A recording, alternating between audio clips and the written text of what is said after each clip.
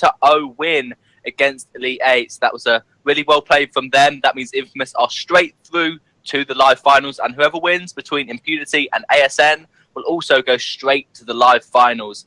So for this first draft, we saw a lot of Kestrel being emphasised by Infamous. Do you expect to see the same given the nerfs to Baron, Idris and Vox? I think there'll be a lot of emphasis on Kestrel, maybe on B-side. I mean, for Kestrel as a hero right now, with the changes made to Vox and, of course, Baron as well, she just shot up to be one of the S-class heroes to pick up in this current meta, or in 2.7 at least. You can flex him. You can flex her as a crystal carry. If not, then the weapon. And he does very well. She does very well against the other heroes as well, like that of, say, Ringo in the early game when, both of them have not got a lot of items yet. Kestrel's poke with those glimmer shots is just insane in that early game, and it slowly you can make full use of that, capitalize on it, and then push for that snowball with that Kestrel pickup. Thus, I personally think that even in this game itself, Kestrel will be one of those priority heroes. I do agree. I think that's going to be quite important. I'd expect to see ASN still prioritizing Baron. We know they like to play Baron, Taka, and a healer. That was a comp that ASN really enjoyed playing, and they played it extremely well. So I think despite the nerfs to Baron, that will still be a high priority to them. We saw Baron played earlier today, and he did quite well. So I think it would make sense for ASN to want to get that, and I wouldn't be surprised if Idris is still high priority. He's really good against Baron. He only got a slight nerf to weapon power ratio, and now Crystal Idris being much more viable, you only have to pick up a Frostburn to unlock your divergent paths to go Crystal Power, whereas before you'd have to get that plus a Crystal bit. So I think Idris really will not be another priority pick, and I'd expect to see carries banned away, because if they go for the captains, that leaves open so much power pick in the carries. Whereas we know Grace, Lyra, Catherine are all strong, and then we've also got Batista and Arden, so you can't really just ban away all of the meta captains, whereas you might have been able to before. The team's still going to be able to get a good captain, regardless of if you try and ban them all away. Yep, definitely. But before we jump into draft, there is one thing. Before we jump into draft, let me just quickly go through the roster coming up from both teams. The side of Impunity, we will be seeing Quarter 4, Kerchos, Blue City, DevQ, and Inked. As for the side of ASN Esports, Aeon 222, Tazerboy 98, Chingy, Alzero, and Zaruno.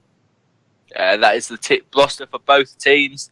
We know that I think ASN Shingy is not available to play today, so that is slightly unfortunate for them, but I'm sure they'll still try as hard as they can, and the team will still have good synergy despite not being the top 3 roster, because obviously the team plays together with different people just to make sure that everyone knows how to play with everyone, that if something unexpected does come up where someone can't play, the team will still be ready for it. And so I don't think we can make it in favour of the other side too much just because one person is not available.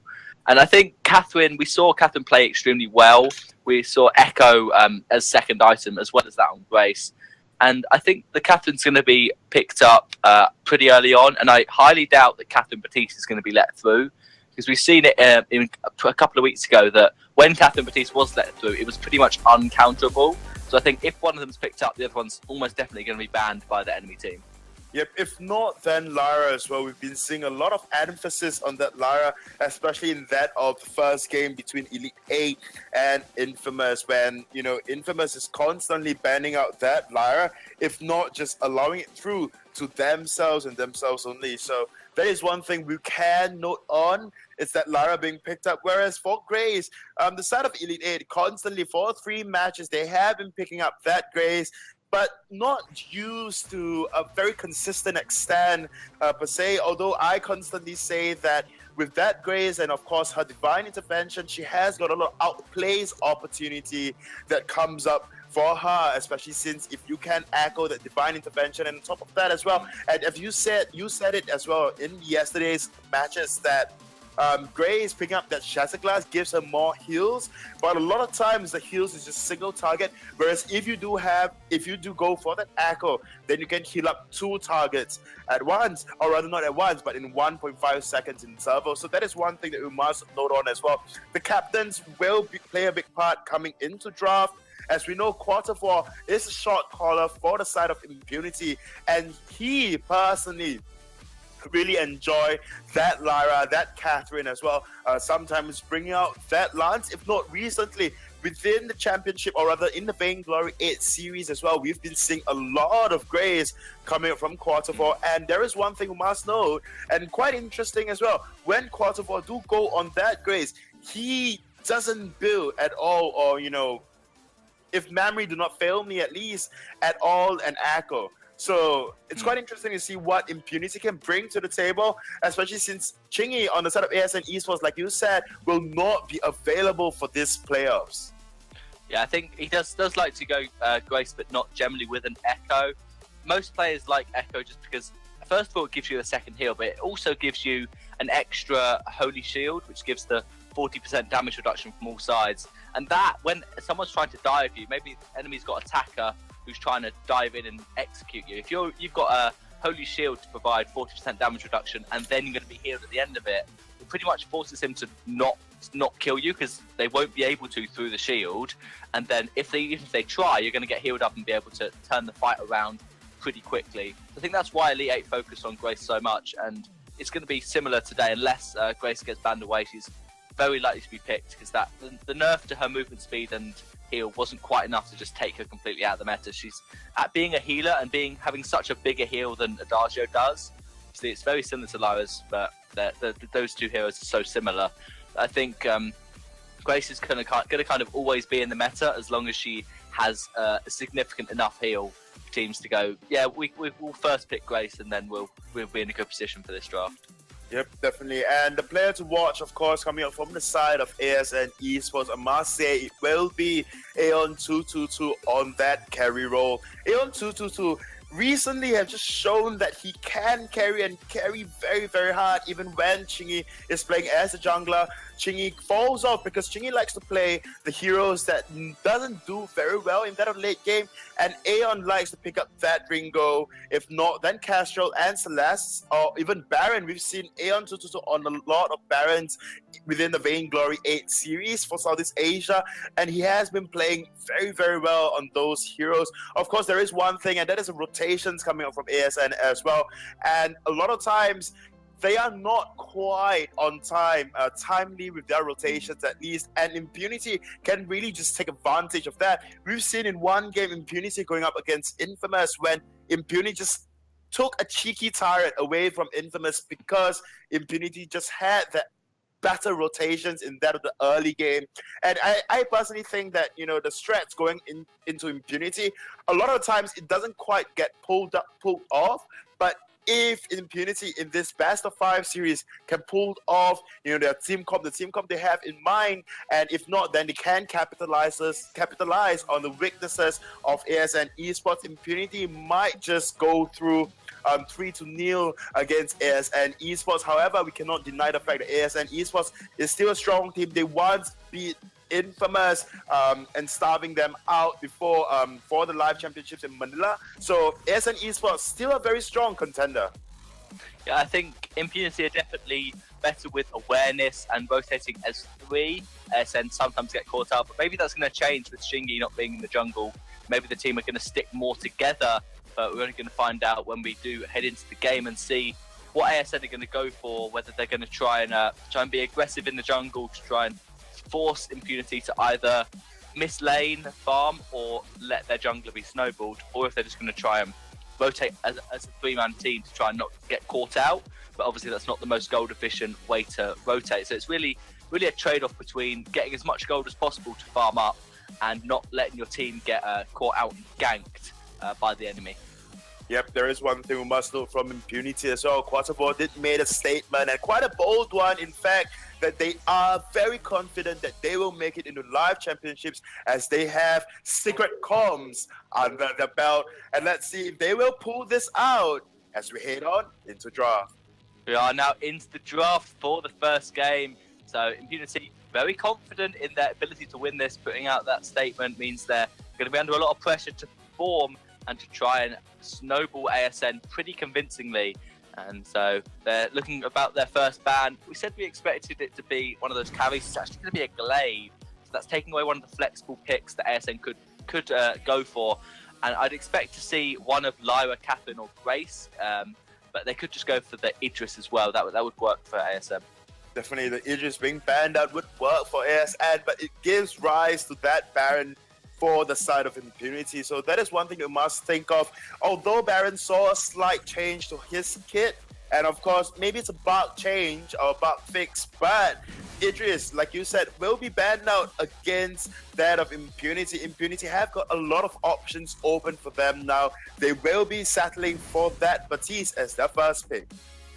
Yeah, and so now ASN are going to pick Catherine, either pick or ban Catherine in one of their next three choices. It's pretty much essential to make sure Impunity don't get Batiste and Catherine. I think Lyra would be the most likely hero they're going to pick, and then they just ban away the Catherine. Or they could just pick up Catherine and then ban whatever they want. Maybe they want to get rid of something like a Samuel, but they want to pick Lyra. Yeah, ASN prefer to pick Lyra over Grace, and they are going to ban away the Catherine. They've played CP Adagio before. I don't think it will come out today, and I'd expect to see Impunity maybe banning Grace. Now, they're going to ban the Baron. That makes sense because they like to play Baron, but they're unlikely to get it as a side.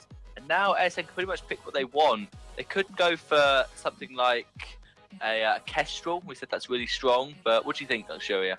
Yep, I personally think that the side of ASN might just settle for the Castro, since it's a very good flex pick, doesn't quite reveal your comp so far.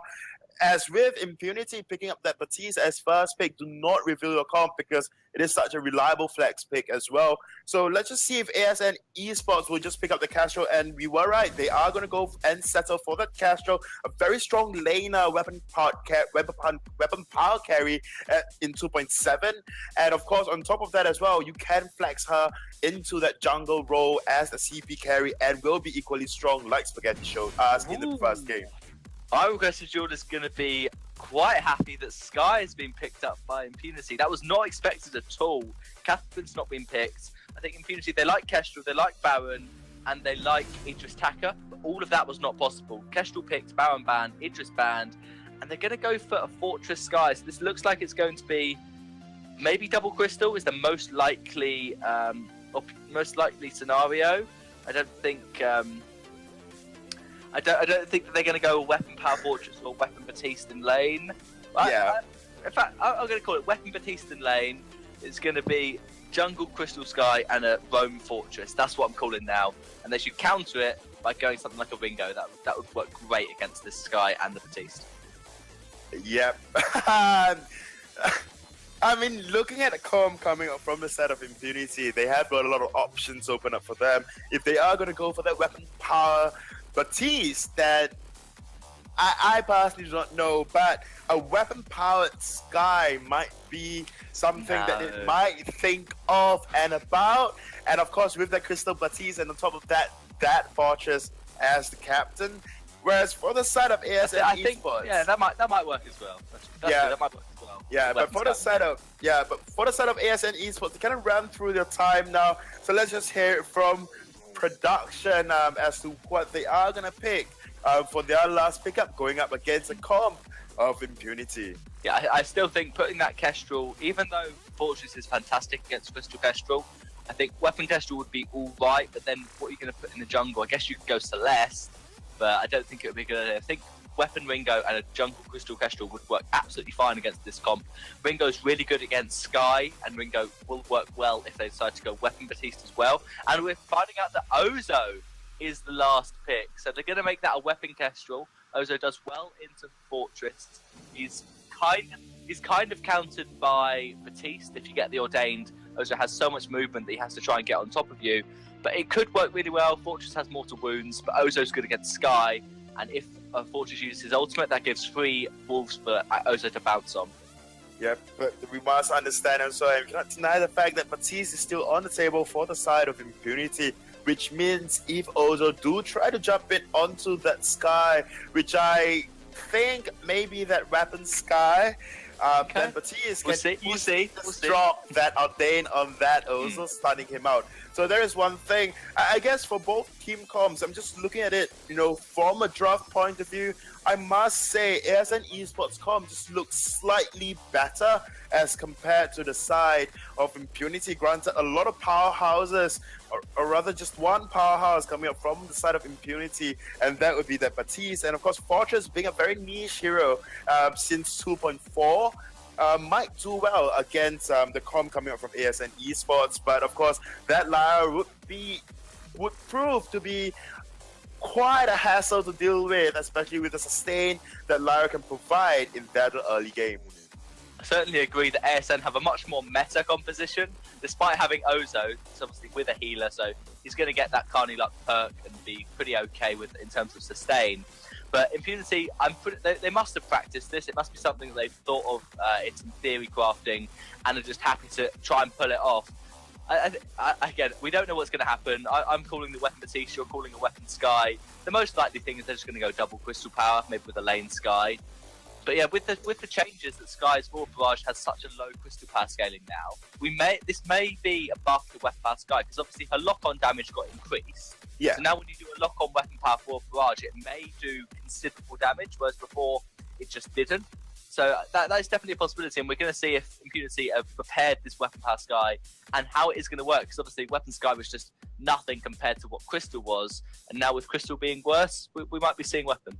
Yeah, we might be seeing weapon, or as you said, the weapon power Batiste. We saw weapon power Batiste when he first came out onto the fold, and people just prefer playing him weapon because of how easy it is to start a step on him.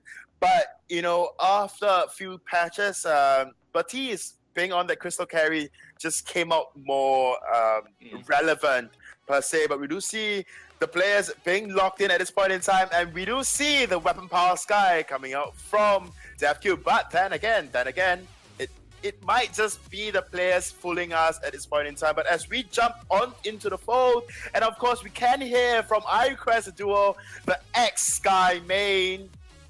What do you think of this comp, iRequest Duo? I like the X part you put in there. I'm not too sure about playing Sky in this current update, at least not as CP, but as many might have suggested, you know, we might be able to see weapon power work out. But, you know, they are going up against a fairly standard team, of course, for Ozo, a bit of a, you know, mix into that comp from what you usually see. But the Kestrel, Lyra, great picks for the side of ASN. It's going to be hard to call here, but how are you feeling, Minnie, looking at this? I think that it's really down to how Impunity have practiced their comps. Do they know how it's going to work? Because if they haven't practiced, then they're just going to be pretty stuck. And I think, yeah, it looks like it will be a weapon Sky lane. So that's really going to be interesting to see how DevQ will play it.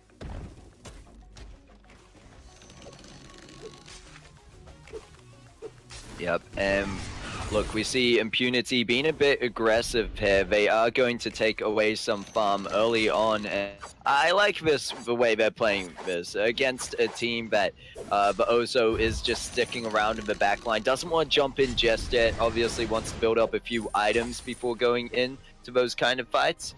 Oh, my bad. I am casting with Luxura, as I passed the before. Yeah, I'm sure Luxura is happy to be casting with me because he knows from experience together playing of what is like. I'm glad we didn't jump into a ranked game when I first went on Sky, but I have yet to play Weapon Power Sky in this patch, so I'm not too sure on that. As you know, I am a Sky main or ex-Sky main, but it was definitely more on the CP side of things. Yeah, but how about after you see DevQ performance on this Sky and then you give it a whirl in rank? If not, then of course casual first, just to get a gripe on that, you know, the power of a weapon power Sky. But of course, very good analysis coming out from Minimizer there, so a big thank you to him providing with that. And Impunity looking quite strong at this point in time, just going through the jungle of the side of ASN Esports, and of course taking up that mid Treant constantly, although we might see those FQ going into that brush with Aeon 222 in there. Yep, and they are going to have to back away from that one. They really need to be careful on the side of Impunity because of, I guess, the burst damage as well as the sustain that's going to come out from ASN up in this lane. You've got the Kestrel, of course, with the Glimmer shots, when even on weapon power, able to do a lot of damage, which we're seeing right now. They're not able to find the kills, however, Quartervore going to be able to body block those as well as the minions there. But you see already Aeon just back up to full health because of Imperial Sigil, which will be up in a second anyway. So Impunity are probably going to find it kind of rough in the initial phase. They don't really have a support that has any abilities that directly kind of defend your own team, and we see DevQ getting jumped on by that Ozo. There's the first blood, but it's going to be traded out as they get caught out in the Ordained, not going to be able to escape that one. And yeah, I think that it's more than likely ASN should have this early game.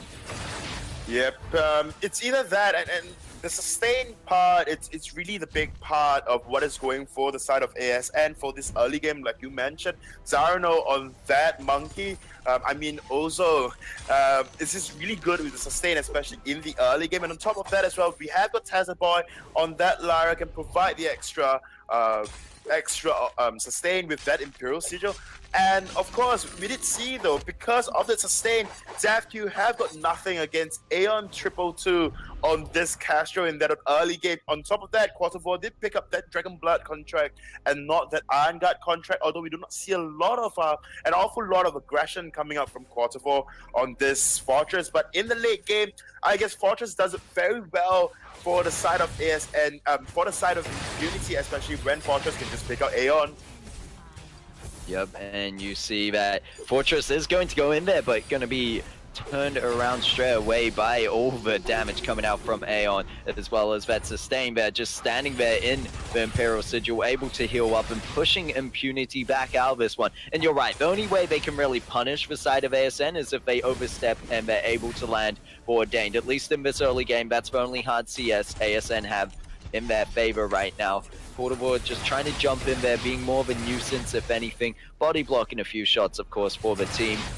But if you look at this, Aeon does get caught out by the Ordained, and this is the chance for Impunity to pick up a kill. They jump in there, weapon power Sky, actually going to work out for them in this case, as they're able to pick up an initial kill. And there's going to be Xyrilon jumping in deep, but this time the Ordained wasn't up. However, it looks like they will go down to one auto attack there.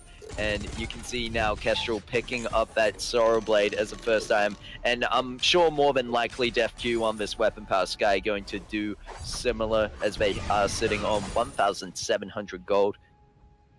Yep. Oh, we're going to go for the Serpent's Mask first instead. I guess sustain in lane, especially with the poke coming out, it makes a lot of sense. Yep, and on top of that as well, we must realize that the only reason the side of Impunity have got that easier time, or rather in the lead in terms of kill, is really just down to Blue City on that Baptiste, the very crucial Ordained and the timely, the timely empowerment that Baptiste has whenever he comes up to lane to try to gank. So that's a lot of damage that the side of ASN Esports cannot quite sustain out of. But Blue City on this Baptiste really providing a lot to just help that of DevQ go through that early game and into the late game if weapon powered Sky is that viable.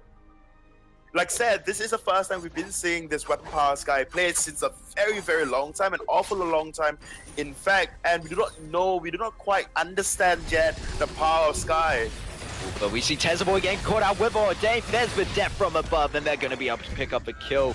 Diving in deep right now, but there's going to be the Bangarang jumping onto DevQ. They might be able to do it. They're under the enemy turret, and they're just going in deeper. Meanwhile, Kestrel, Aeon 2-2 on that Kestrel, going to pick up a kill onto Quartervore.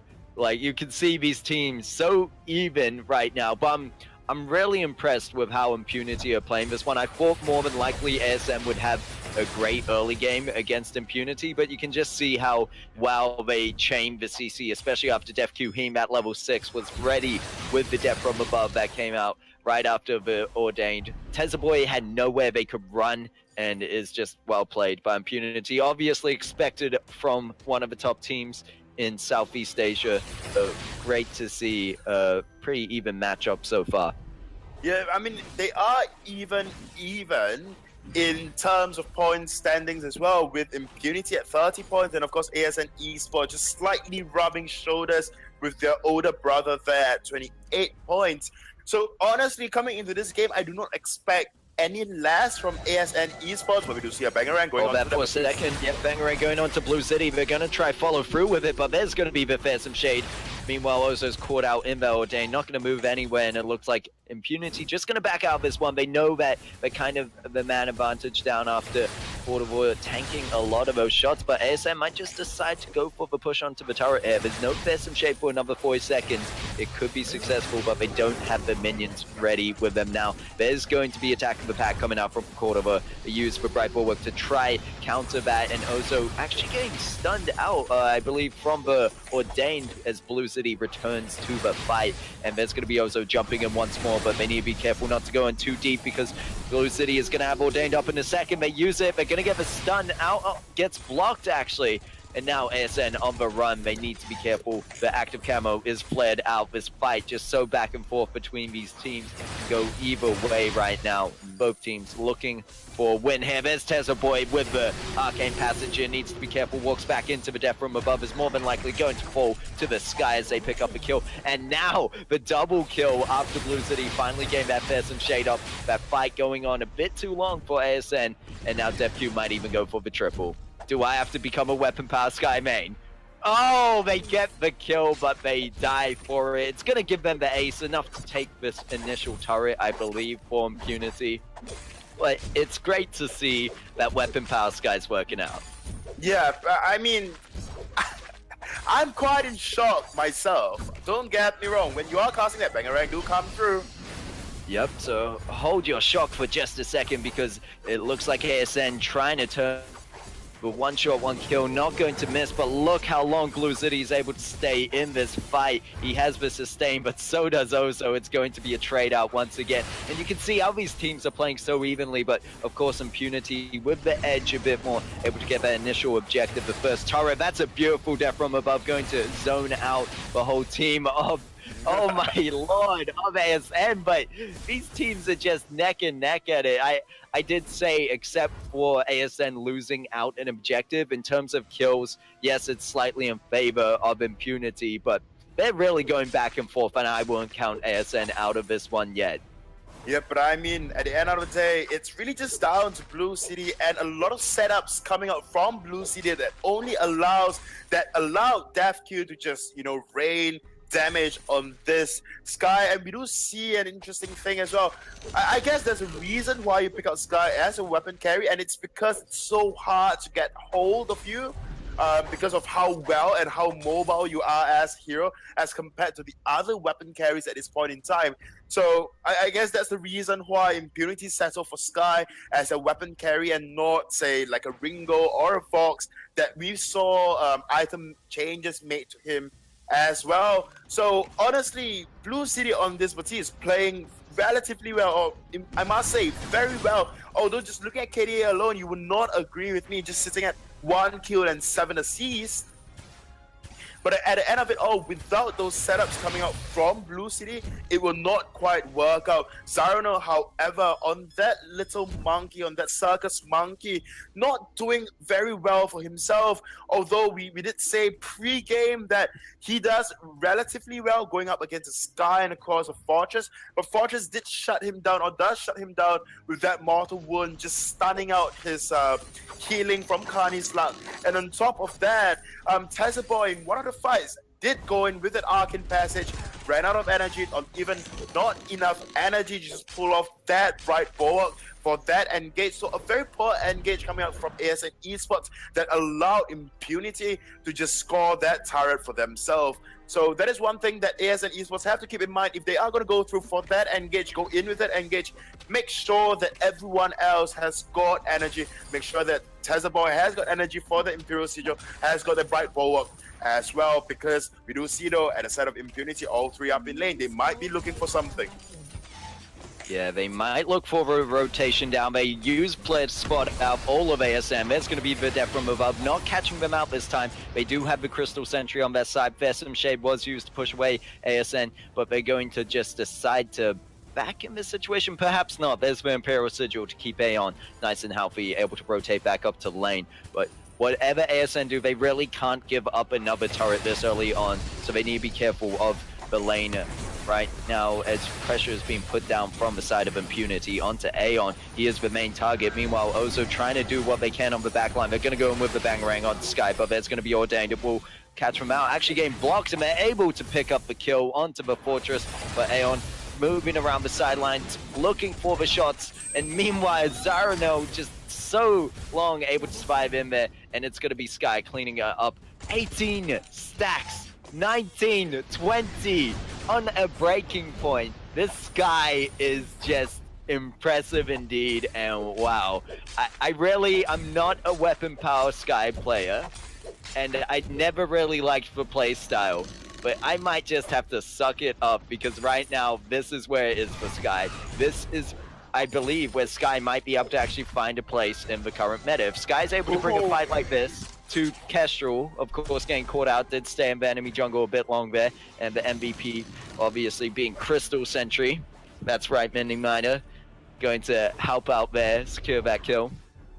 Did force Sky away from proceeding any further into that jungle. But if you're thinking about looking at the scores as they are, and just with a Serpent's Mask breaking point and built onto the Tornado trigger, how quickly they're able to land those basic attacks and build up those stacks on the breaking point, it's really something to see that when you're going against someone like a Kestrel, who in this situation obviously doesn't need to build too much defense because you have a Lyra, but that's theoretical and that's on paper.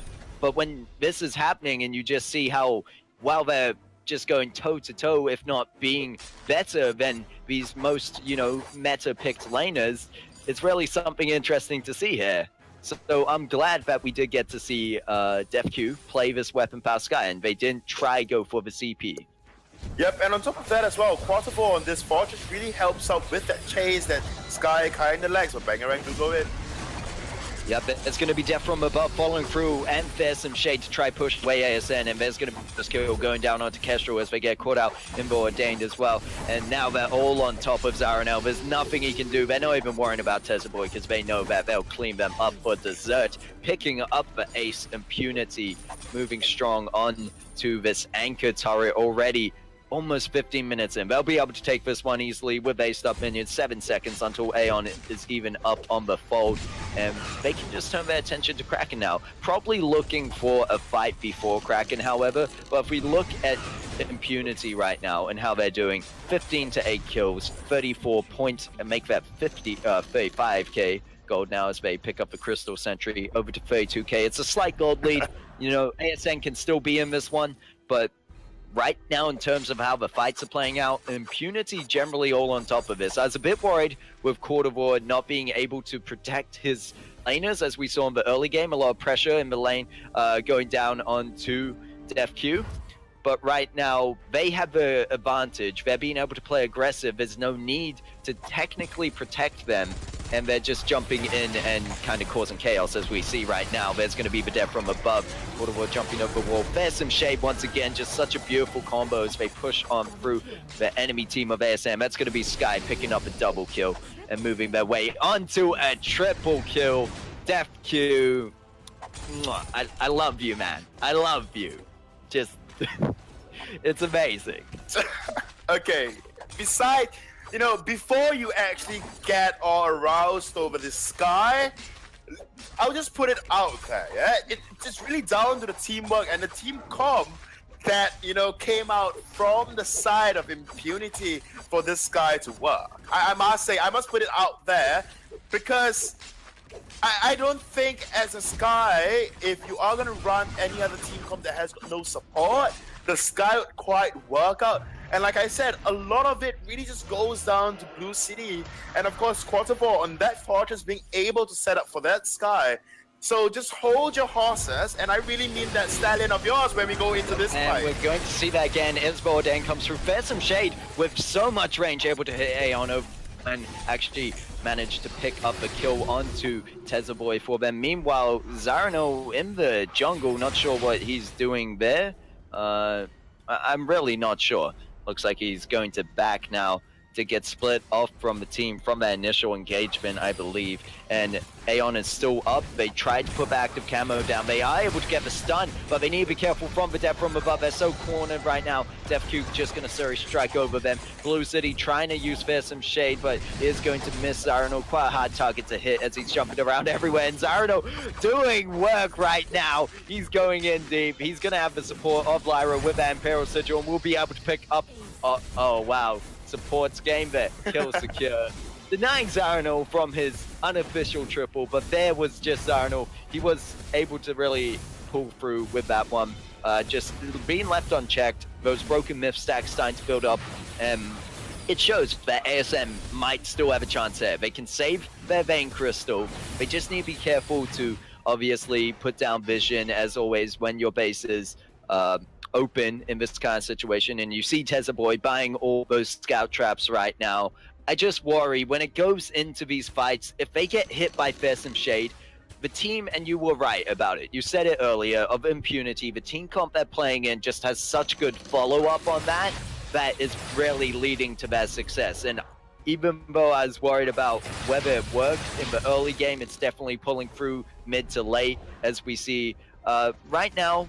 ASN have caught up a bit, so it could turn around, as I said. But Zarano needs to be careful not to go in deep. There's the Arcane Passage going in, Ordained as well. There's some Shade pushing away Aeon. Aeon not able to do anything to save that team. But meanwhile, Zarano deep in this fight is trying his best. And as Aeon hasn't given up on the fight, is going to land a stun. And they're going to get a double kill. It looks like Aeon will fall. But meanwhile, Zarano going to have that Bangarang up in 5 seconds. If they can find Port of War, but it looks like they're gonna be up to back just around the corner. But you can see these fights coming back more to where it was even.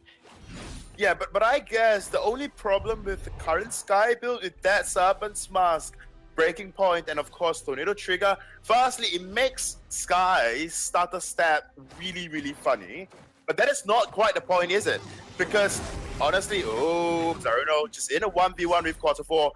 Wolves are used, but they are gonna back off. But you know, honestly, besides starter stepping funny on this Sky, you kind of quite lack that damage as well. So with Aeon having double Tyrant's Monaco, that Sorrow Blade building into a Bone Saw, and Zarano having the extra crystal bit, probably going for that Shatter Glass. If not, then Eve of Harvest for the extra sustain, which is not common at all. And an Aftershock, and of course a Broken Myth. At the end of it all, DefQ, what DefQ can really do is just attack from the back lines, try to strafe around, try to just kite around the entire enemy comp, and then build as much breaking point stacks as possible. Problem with that, it's that you do not quite have the damage now. If Aeon and of course Zarano starts building up a lot of defense against you. It looks like they are able to find the kill onto Aeon initially, but we do know Zarano is quite a problem, and they're going to be able to take out Lyra. But look how low Batiste is and Fortress right now. The Crystal Sentry all up in it as well, and Zarano just diving around, finds the kill onto DefQ. Oh, it's not going to be enough. Crystal Sentry not going to be up to help out in this situation either. Open base means it's anyone's game. Well, of course, in this sense, Impunity's game at this point. They're going to be up to take this easily. 15 seconds until Aeon is back up, and Impunity able to push through there. You're right, DefQ starting to fall out, but Impunity were able to shut it out at 21 minutes, let's say 21 minutes 15 is what I'm gonna call it. Okay, but honestly, DefQ starts falling out really hard on this build. At least he has got a lot of defenses. Problem is that he has got a sustain as well, don't get me wrong. He just do not have that damage like compared to the other weapon carries like that of Castrol, Baron, even Vox, or even Idris, right? So they have got so much burst in their kit, whereas for Sky with the Forward Barrage changes, and of course the build that DefQ is going through, granted he won the game, there is nothing much to it, but you know, honestly, he just lacks the damage. But of course, to break this match further, we have the awesome analyst Minimizer. Thank you for that, Luxuria. I think the weapon power Sky actually works really well. I think obviously it did so much damage early on, and once a lot of defense was built up against Sky, she struggled with having no pierce. That was the main problem that the weapon power Sky had, was with the items that Breaking Point, your Serpent's Mask, your Tornado Trigger, you haven't got a Tension Bow or a Bonesaw. I think Bonesaw would have been fantastic for Sky. Maybe as a 4th damage item, maybe instead of the Serpent's Mask. But because it was really needed, Sky, as you said, wasn't doing much in the late game. But then again, the comp worked well. Obviously, Weapon Sky won. So I wouldn't be surprised if we see Weapon Sky as a more meta hero coming further into this patch, because the Weapon Sky only got a buff. She didn't get nerfed at all. The ratio on her forward barrage didn't get increased, but the lock-on damage did on weapon power and on crystal power. So now when you forward barrage on Weapon Sky, as long as they're locked on, it's not as bad as it was before. And we saw Weapon Sky doing a lot of forward barrages to try and slow Ozo down when he was bangeranging especially, and it worked out. So I think, yeah, Weapon Sky will be a possibility. I still agree with you that Idris and Kestrel, Ringo are all better picks and do a lot more damage. Yep, definitely. I mean, I guess that is the reason why Idris was banned out. Although Idris was banned out for the side of ASN Esports, but Impunity did ban out that glaive that has got higher burst as well as compared to this Weapon Sky. And on top of that, can easily catch Sky out. On top of that, Impunity did ban out that Baron as well. And their comp really, they made this comp to be, revolving around the Sky pickup. For themselves, they got their Fortress for the extra chase, extra movement speed when you are attacking the same enemy that Fortress has marked. And on top of that as well, the Fearsome Shade that allows Sky to position herself better in the midst of team fight, and of course a lockdown that Ordain provides. So a lot of times this particular team comp is built around the Sky, and I personally think that Impunity executed this team comp really well, and all props to bring out this Weapon Sky and of course showing the world that Sky. Yeah, I'm very proud of Impunity, and we are going to be into the draft for the second game between Impunity and ASN. I don't think they're going to go Weapon Sky again. It was probably just as a surprise pick. ASN weren't expecting it. They didn't really know how to counter it. I'd be expecting much more meta picks from Impunity. Maybe they want to get Baron, maybe they want to get Idris Taka. They played that before. And I wouldn't be surprised if they go for maybe something else that I don't think Sky will be picked again. Yeah, I personally think that Sky was picked just to throw the side of ASN off. Although ASN kind of did well for themselves, they picked out the Ozo, but coming into this draft, we do see a Catherine, and of course that Glaive yet again banned out for the side of ASN Esports. Personally, I think it's a targeted ban because Glaive is just so versatile firstly, and on top of that as well, Glaive can put out so much damage if you run him as a carry, as a weapon carry. So I guess Impunity, they personally think that Glaive is a priority ban, if not the priority pick, or they just don't want to pick up Glaive for themselves. But coming into this ban, coming this first phase of draft, it looks rather even and rather meta throughout. It's a clear reflection of what happened in the first game as well. Other than that, Idris, we do see a Catherine being banned out. But ASN has got a lot of options open for them. They are going to go through with that Idris. So just in case Impunity to pick up with that Sky again, Idris can easily just chase her down. Yeah, I think Idris is a really good pick. It was likely to be banned away if they didn't pick it up straight away. So I do like that. Like that first pick. They could obviously go Weapon Kestrel, be good against this. There's no real need to pick the Lyra. They could, but they'd obviously be able to pick Grace if Lyra's banned anyway. So I think picking up your carry would make the most sense for Impunity at this point. But again, they could just go, if they really think Lyra's important, they could just pick that up. They deny it away from ASN, which is always a good idea. They've got that second pick as B-side, so I think getting the Kestrel just to counter it, as good a counter as you can to Idris, given that Glaive's off the fold, would work well for them. Yeah, I mean, they could just go for the Lyra pickup, band out Grace, just remove the other healer on the fold. They are going to settle for that Vox. Rather interesting pickup because we know that Vox's items have been changed and he received a slight change as well. And on top of that, if you include his core build and his changes, it's quite a big nerf and a big hit onto that of Vox. But they are going to ban out that Taka for the side of Impunity after picking up that Vox. So honestly, I'm not surprised if they are going to settle for a Sky yet again, or they are just going to go for that Scarf. If not, then it rather matters Celeste for themselves. But Baptiste will be taken out for the second phase of that. Yeah, they're just going to pick the Lyra now. Makes the most sense. The reason they banned Taka was because they didn't want to give it ASN the Idris Taka comp. They knew that if it wasn't banned and they didn't pick it, ASN were going to pick Idris Taka, and that's so hard to go against. just ban it away. Batiste is another smart ban because that's a really good flex pick instead of having to pick the Grace. They went for Grace over Lyra. That's interesting. I would have expected Lyra, but Grace works just as well. Maybe that's just more comfortable for Impunity. And yeah, the Taka ban was very important, and yeah, that means gives ASN a free choice for Lyra. I'd expect to see a Scarf now as the final pick, but they could go for something like a Crystal Black Feather. That could work, but yeah, there's not too much. I don't expect too much off meta from ASN at this point. Yep, ASN tend to quite be with the meta and not try to pull out any weird comms. So, like you say, they might even just go for the Castro or just either of the majors would do very well for themselves right now, especially with that Idris that can go up into the side of Impunity, and Lyra providing that extra sustain, and of course the zoning out coming up from Bright Bulwark, and of course they can just easily go for that Scarf. We've seen very great, performance coming out, but they will settle for that Celeste. A decent pickup, a rather very good pickup coming out from the side of ASN, just following that meta, not trying to try anything new, but it's just down to the side of Impunity now, with Taka being banned out, with Batiste being banned out. What other choices do they have? They can settle for that Cruel, though, that traditionally does quite well into that Celeste. If not, then just try to outpoke Celeste in the early game with that Castro. Yeah, Cruel could work, but that would be forcing you to go double weapon and wouldn't be the best idea unless they go for the Storm Crown Aftershock kind of Cruel. I think they're going to go for Crystal Black Feather. I would have gone for a Scarf or a Samuel to try and outpoke the Celeste, because Black Feather can't really outpoke a Celeste. He's all about diving in this comp. Normally, Crystal Black Feather has got quite a lot of poke, but compared to Celeste, he's going to be pretty hard pressed to actually land it. So I think I do like the draft that ASN have got. Idris is fantastic against Vox, and Celeste should be able to outpoke Black Feather. But then again, Impunity play their comp so well. If Vox gets on top of Celeste really quickly, and if Black Feather dives on top of Celeste, then she can't really run away. Black Feather can dodge the stun. He can do tons of damage. He'll land on point pretty simply if it's at point blank range. And then Idris is kind of going to be not able to do as much damage quickly enough to save his Celeste.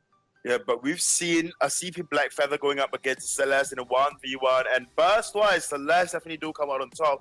But as long as Black Feather can continuously put out damage on that Celeste, then I think the side of ASN Esports, or rather the side of Impunity, can be up on this one, especially since, Vox will get his items much earlier as compared to an Idris per se, because the first item traditionally built on Vox would be that Poison Shift, and let's see if Vox would in this game will pick out that Poison Shift once again, because if he does, he has got extra sustain, more sustain as compared to this Idris. Granted, the Idris has got the Lyra, but overall that Poison Shield would give you an early game burst as compared to the Idris, because as Vox is so mobile, you can dodge out a lot of chakrams coming out from Idris as well. And on top of that, Grace just posed so much as an early game threat, and just basing it off the first game and how Impunity quite played the first game, they were very aggressive in the early game. I'm not expecting anything less coming up from the side of Impunity. So just a quick, tell me, Mini, which team do you think will come out in this? Because both teams, granted, they have got their pros and cons. I quite like ASN's draft. I think that Idris is good, but then again, I think Impunity are going to be able to execute their comp better. I think they're going to be able to dive on top of Celeste, execute her, and then Idris won't be dealing the damage. Whether the win condition for ASN is, I think Idris should build much more aggressive. He shouldn't build Poison Shiv. He should just go a lot of damage, maybe a Bone Saw, but almost definitely a Tension Bow, and just try and burst down either Black Feather or Vox. And so that leaves them in a good position to keep Celeste alive. I think if he tries to go for the sustain build, he won't beat Vox at the sustain. Grace will be able to heal them up, so he needs to burst someone down as quickly as possible. And then I think ASN have a chance, but I'm going to go for Impunity, and they're going to be able to dive Celeste and take her out. Yep, Impunity looking like a very strong team based off the first game. And on top of that, on the charts as well, sitting at a very nice place, is second on the charts with 30 points as compared to ASN's 28 points. So if you do go for Impunity, then I must say ASN have got a harder comp to execute. But of course, thank you for that expert analysis. Now we will be handing this game, of course, not this game, but then your role on to I Request a Duo as he talks more about this game. Hello once again. And yeah, right now, these teams looking pretty even from that draft phase. I would have to agree quite a bit with Minimaya there on what I said, and that it would be interesting to see Aeon maybe go maybe a less sustainy build and try just go for burst and focus the getting onto the targets that hopefully Zarano would be able to lock down with the core collapse. But in saying that, I do wonder, you know, maybe Aeon would be safer going for a bit more of a sustained build, especially if you're jumping in there, fighting up against the likes of Black Feather. I know it's a CP Black Feather in this case, so not as sustaining as a weapon power. So it is questionable as to what you're going to do. Oh, DevQ with a very nice Sonic Zoom over the wall just to get in range of Aeon. Isn't going to be able to pick up a kill just yet, but plays there so far. So I'm kind of stuck personally on who I think might have this one, but I think I'd have to agree and give it to Impunity. Yep, I mean, Impunity would have that easier comp to execute at the end of it all, because, I mean, they have got a lot of dives in terms of that Grace. Of course, that Vox can kind of dive with Sonic Zoom to go into the backlines, remove Zarano at firstly, and of course, with that, Impunity definitely would have that early game, and in saying that, they are all 3-man in lane trying to put as much pressure since Aeon 222 isn't there. They are going to rotate once again in members of 3. And honestly, Impunity, they just seem so robust coming into this game, and especially the confident boost that they received in the first game going up against ASN Esports. So I'm not surprised if Impunity will put up a lot of pressure at this point in time. Zarano would have to take some time to rev up into that of late game, or rather level 8. So that is one thing to consider as well. A lot of flashy wall jumps coming from DevQ there on that Fox, as we see him just once again just jumping through that wall to get to lane much faster. Yep, so you can really tell that the micro plays that DevQ is able to put out, and especially just on both these teams at such a high level in the Vainglory 8 SEA, we're going to have a great match ahead of us, whether the team comps, wherever they are. And in this case, you know, you're saying for in terms of what's easier to execute being Impunity, but I think because these are such good teams, in terms of their micro play and management, that they should be able to execute a team comp like they have on the side of ASN. Of course, you're going up against Impunity, who going to be quite tough to verse there, but we do see the potential, and that's what we really have to look at right now, is the potential. There's going to be the core collapse followed by the Helogenesis and the cleanup for first blood, just like that. ASN pulling through with a kill. Of course, a 3-on-1 situation. Vox a bit unaware. Quarterville was down in the jungle at the time, but I think that, you know, right now it shows that ASN have potential, and that's what we have to go off for the early game. And then how it's going to go into the mid to late, you know, there's Zarano on that Celeste, and I think that's going to be a strong point for ASN, as long as they can keep Zarano alive. They have the Lyra there for the Imperial Sigil to support, as well as Bright Bulwark is going to help shut down, you know, Black Feather when he dives in. So I'm starting to like a bit more of the side of ASN as we look deeper into that team comp.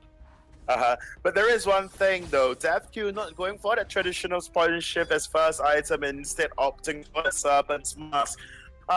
We do see Serpent's Mask once in a while on, you know, a Fox when he tries to bring out something new, but what's more new than honestly that weapon powered Sky we saw in the first game? So I'm not surprised if DevQ would just settle for that Serpent's Mask as first item, just for that extra sustain, and then go into the breaking point, hopefully, and then after that, a lot more damage.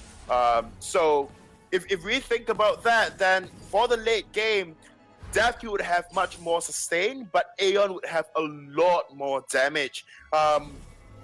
Ooh, Tezboy gonna get caught out by the Holy Nova. Does get knocked up, but needs to be careful. He's gonna run back, uses the Imperial Sigil, stay alive. It's gonna be a soul lane, and they're going to actually change their focus onto Aeon, who they're able to take down instantly. Now Aeon going for that Sorrow Blade, first pickup item there.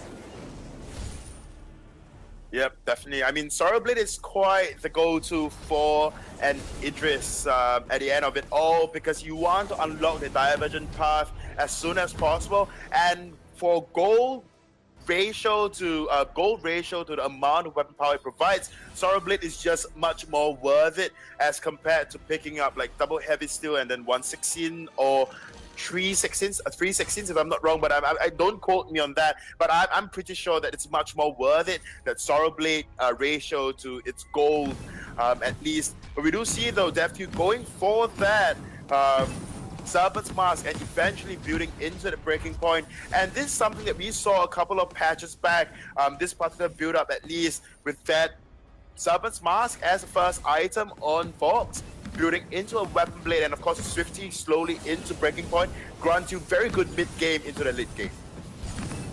Yeah, and I agree with you there. It's going to be tough with that in terms of the transitioning, but a lot of damage coming out from Aeon 2-2. I shouldn't say tough, it'll be tough for the opposing team, but right now you can see the Frostburn pickup on Zyronel really just focused on, I guess, gamers pick slowing them enemies down, and Blue City going to dodge out that Solar Storm coming through, but DevQ in a bad spot is caught in the middle of this one and is going to get taken down instantly. I really like the Frostburn pickup on the Celeste. I think it's great to go up against such a mobile team comp that Impunity is putting out, and yeah, I don't see why not to, instead of going for something, say like a Shatterglass first that some might, this Frostburn is definitely going to be a big good pickup here, and surely going to be followed through with the Eve second, because you still have to stay alive in these team fights. Of course, you have Tezzaboy there on the Lyra, but it's going to be just that extra amount of support, that extra amount of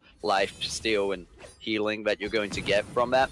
And right now we see Aeon actually going down to the jungle with Zyronel. I'm not sure if he took any of that, because if we look at farm at the moment, Zyronel actually a bit behind DevQ, but going to be up to clear this lane, probably going to catch up by doing so. Yep, he just went in for that Ambient Gold and the little experience that he will get, just so he might have that level advantage.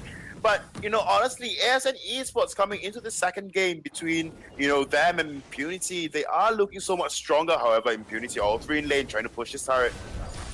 Yep, and there's going to be Quarterville going in deep, actually landing the Holy Nova, but no follow through the rest of the team, and they're just going to be standing around. The longer they wait, though, Zyronel's just going to get more of those Heliogenesis down and going to be able to land more Supernovas, or at least the possibility of doing so. There's going to be the Solar Storm. It's a shoot and a miss, but there's going to be the wait for him return, landing onto Aeon, pushing him back, and they're able to get a bit of poke off there, Blue City, especially if they're able to hit those on points on that CP Black Feather is going to be so crucial right now.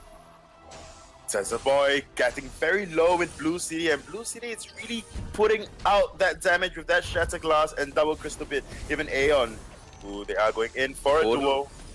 Wait, there's two duels going on. I can't watch them both. Aeon, meanwhile, in lane with Blue City. Blue City trying to catch him out with the on point, doesn't quite do it, and there's so much damage in return with the Chakram.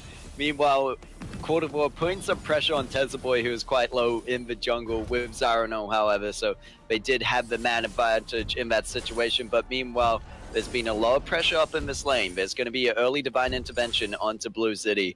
They're actually going to back out of this one. They are indeed, and I must say, Quarterville picking up that Shatterglass, or I hope would be that Shatterglass, as for, you know, as the third item, and then afterwards a contraption for that vision and extra cooldown as well. A very clever pickup. We do not see a lot of contraption being built up or wanting to be built up on that Grace, so quite innovative. I must be truthful here. But the set of Impunity, they are not playing as they are in that of the previous game at least. But I think it was just down to the team comp they are having now. They really want to work for the late game. They want to farm up first, get DevQ all the items that he needs. And one more thing as well, that ASN Esports not really giving the side of Impunity a lot of openings, although Impunity, yet again, all three in lane, hoping to push his turret. Yeah, Impunity putting a lot of that focus up in this lane, definitely. They need to be careful by the rotations coming out from Zyra now on that Celeste. They do miss the core collapse, but that's going to be a window of 7 seconds for the side of Impunity to take advantage of, and they are going to do just as they pick up the kill onto Celeste, but pick kill as well onto Aeon, and now they have the man advantage, and they're going to return their attention to this lane instead. They know that this objective is going to be a lot more important than taking Goldmine. Goldmine isn't going anywhere, but this turret is going to go down for now. It's Impunity taking up the first turret of the game. That's really going to help them now for their rotations and just being able to stick together as a team, because we saw a lot of the early game Impunity kind of getting caught out, not as a team, and that's what was kind of falling through for them. But I must say, this build that DevQ has decided to go for, really providing the sustain that he needs when he jumped in for that 1v3, trying to take out Zyrono in the backlines when, you know, although the side of ASN now going for the gold miner, but there will be contest. Yeah, it's going to be Impunity pushing ASN away at the moment. Bright Bulwark has been used, so Impunity could still decide to jump in here, but there's a lot of damage to be wary of coming out from ASN. There's going to be Divine Intervention used onto DevQ, who's now moved his way back up into lane, and Blue City fairly low on that back lane, unlike DevQ, does not have the sustain to stay in this fight, and there's no echo just yet, and it's actually not looking like there's going to be one. Maybe a Clockwork instead onto Cordoba. No, definitely. Oh, Cordoba going for a Shatter Glass, I just realized. I didn't pick up, but what Vox didn't notice was the Solar Storm coming for his face as he gets wiped out. ASN able to pick up a return kill, now putting the pressure on the first turret of Impunity. Should be able to take it. They have the man advantage right now, and there's going to be the Bright Bulwark to keep Black Feather out for just a second, but there's going to be the Holy Nova, and wow, the damage onto Cordoba as they follow through with that. Blue City trying to jump in, trying to save them, in the end gets himself killed as well. And that's going to be the shutdown. Going to get a bit of extra gold for that one. Not sure why the wait for it being used there. And Vox just going to have to back off, leave the gold mine, not going to contest that one. ASN able to kind of pull this one back, actually taking the gold lead now, seeing at 27.5k over to 25.8. It's not by much, but they definitely pulled her around there. Yep, I did say though, Quarter4 opting to go for that Shatter Glass into Contraption as the third, and of course the second and third item is just quite innovative when you are playing Grace, because honestly, a lot of Grace that we've been seeing, it's either they build that Echo, and in the case of Quarter4 in previous patches, not even that Echo. So seeing him change up for 2.7, it's quite good, quite refreshing.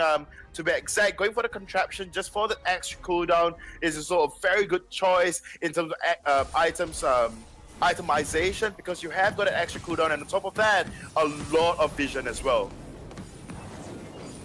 Yeah, and we can see, yeah, a lot more pressure in lane once again. It looks like this is where the party's at, but you can see ASN on the aggression right now, starting to push Impunity back. There's going to be Cordoba one to jump in, but a lot of heliogenesis down and a lot of possible damage to be output by the side of ASN. They're going to try rotate down into the jungle by the looks of it, but Cordoba going to try jump into that one and gets caught out. There's the wait for it going straight down onto Lyra, but they're still going to continue to push through. No one quite able to find Zyrono. Black Feather's going to try Divine Intervention onto him, save him, and that's amazing. Core collapse coming out by Zyrono is able to shut down that Fox. Meanwhile, Blue City on the backline just going to poke in there with some damage, being able to pick up a kill onto Celeste, but Aeon still nice and healthy, is going to go on the chase right now, trying to find Blue City. But Chakram going to go out, but it's going to get blocked. Blue City turning around with the on point. He doesn't have the Rose offensive. He now has one. He can get away from this, and he's going to be able to. Barely. It really could have been an ace for ASN. They might have been able to get another turret or just half a gold mine out of it, but Blue City doing an amazing job of being able to escape that one. But timing on the reflex block just to deny the damage coming out of that Chalk Rim. Yep, definitely. But there is one thing though, ASN really looking like the monsters that they are. DevQ, however, just settling for that Bone Saw as an item rather than that Tension Bow. I'm not sure how relevant it is to pick up a Bone Saw as compared to a Tension Bow. Tension Bow, I mean, for DevQ, for a Bone Saw to work optimally, you really need to attack one target for 8 basic attacks to just shred that armor down to deal as much damage as possible. Whereas for Attention Bolt, it is armor pierce at the end of the day, and it provides so much more utility for its price as compared to a Bone Saw. But let's just see how DefQ is playing this, because DefQ is really playing very haphazardly. If I'm honest, he's just going into a team of 3, trying to outplay the side of ASN, but constantly being caught out. And yet again, ASN may be looking for the side of Impunity. So far, they are doing for themselves relatively well, and that Shatter Glass not being quite helpful at this point in time, because you are only going to heal one target. You do not have a secondary divine intervention in the midst of a team fight in case any of your carries goes down. Granted, DefQ has got a lot of sustain on his kit. He has got the Serpent's Mask. He has got that breaking point. But Blue City is the one that is going in. He is going in for the fight into a team of 3. You really need that Echo at this point in time to just provide that extra sustain and of course extra healing for both teams like Lyra can. And there you go, all 3 in lane just posturing for the next team fight that might happen just around Kraken.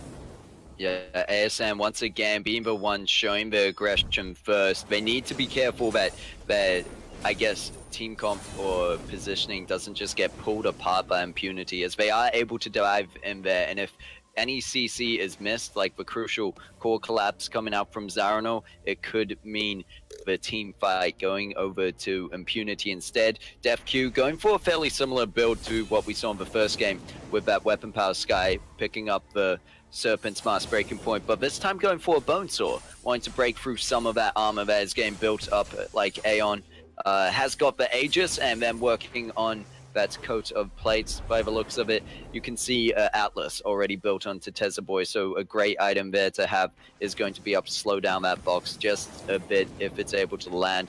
I'd like to see a possible Arcane Passage into a Bright Bulwark, but maybe that's asking for a bit much from ASN, going a bit deep. And once Tezza Boy is out of the fight, they don't have the Imperial Sigil to keep Zarano alive. But right now, ASN, they've noticed that Impunity have backed off. They're going to start the Kraken. They've got it half health. Core Collapse was used on the Kraken. This could be a mistake for ASN as Aeon game poked down. Imperial Sigil going to be able to heal them up. They're going to have to back off from this one. Impunity not going to follow up with it, however, so Kraken just going to go for reset.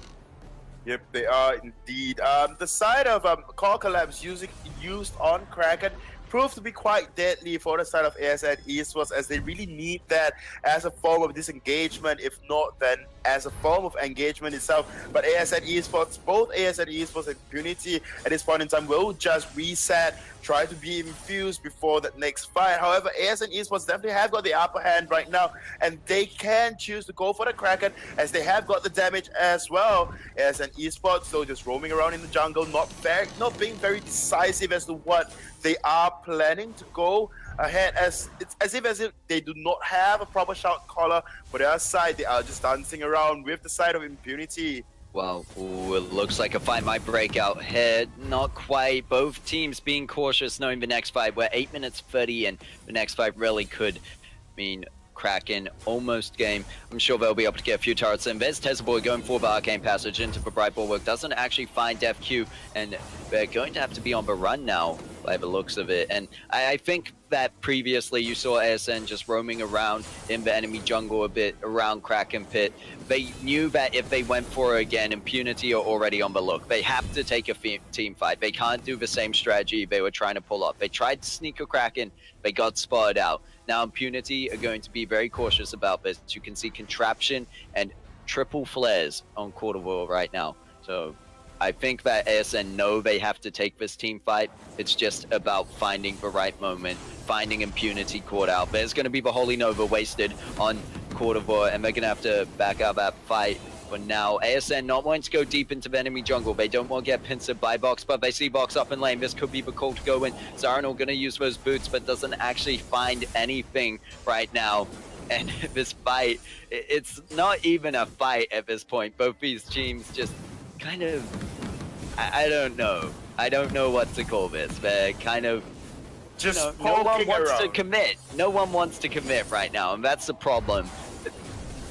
I'm not sure, Luxor. What do you want to say? This There's may be the abilities time. being used But there really isn't anything going on, is there? No, I mean, Quartervore just accidentally fire off Divine Intervention. If ASN actually did spot that out, ASN could have just dived onto Impunity at the point in time. But Impunity, or rather Quartervore himself, he has got 80% cooldown at this point in time. So wasting one Divine Intervention on something else. Core Collapse is going to land. This could be the go sign.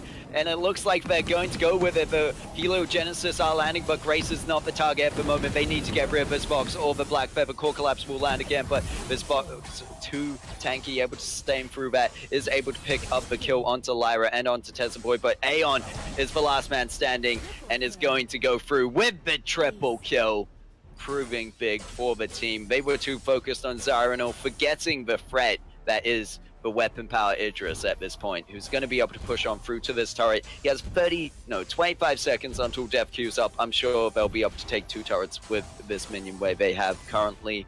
Aeon's going to commit. ASN, I don't think are the team to, play it a bit too passive. ASN, it's why they're up there with in the top 3 team range, that they're able to bring it to teams like Impunity, and they're able to know their own limits and play with their aggression. But Aeon need to be careful. Def Q on the Hun is going to be able to back away from that. Yep, and on top of that, very good play, or rather very good engagement coming up from the side of ASN Esports, spotting the fact that Quartervore burned that fountain. When he was caught out, it was an insta-click. Quartervore was caught out, immediately burned fountain, and that is when ASN Esports decided to go in for that team fight. Granted, Zyronol did go down and went very low, and nothing much could have saved Zyronol because he was out of position at the end of the day. But a rather peculiar build coming out from Quartervore, not building much defenses, going forward, a lot of cooldown. For that matter, though, they are going to commit into another team fight. Aeon would be that target. Yeah, and it looks like just a bit more poke damage like usual between these two teams. Still playing it safe. Kraken's still up on the fold. And, even if they have only 2 turrets left on the side of Impunity, if ASN get this Kraken, they could win. But with the death time is getting longer and longer, it might even go over to the side of Impunity if they're able to win out the team fight. War Tread's going to be popped, but Tezboy taking a lot of damage here. They're feeding breaking point stacks to Def Q at this point, but he's going to back out of the fight.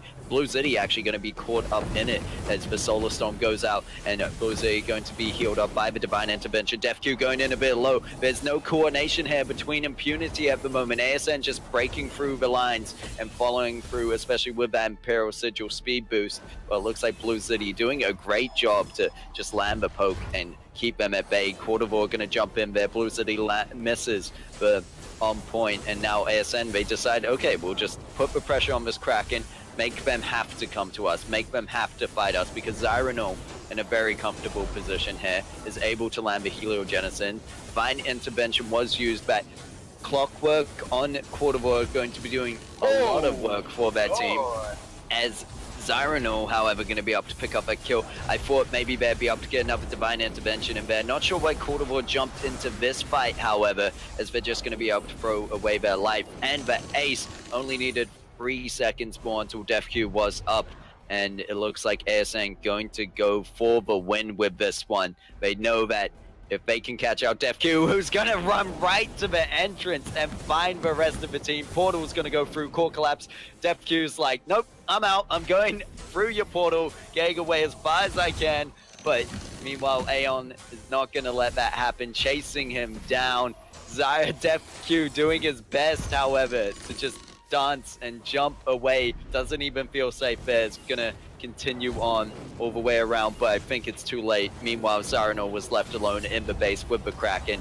But Blue City, Def Q are up. They could turn this fight around. A lot of damage going down onto Zyronol, but it looks like Blue City almost taken down. Is going to be able to duel out with Tessa Boy, probably take them down with them, but Kraken finishes with Crystal alongside Aeon. They get the ace, but it's not going to be enough to stop the team of ASN, who make the second game comeback there.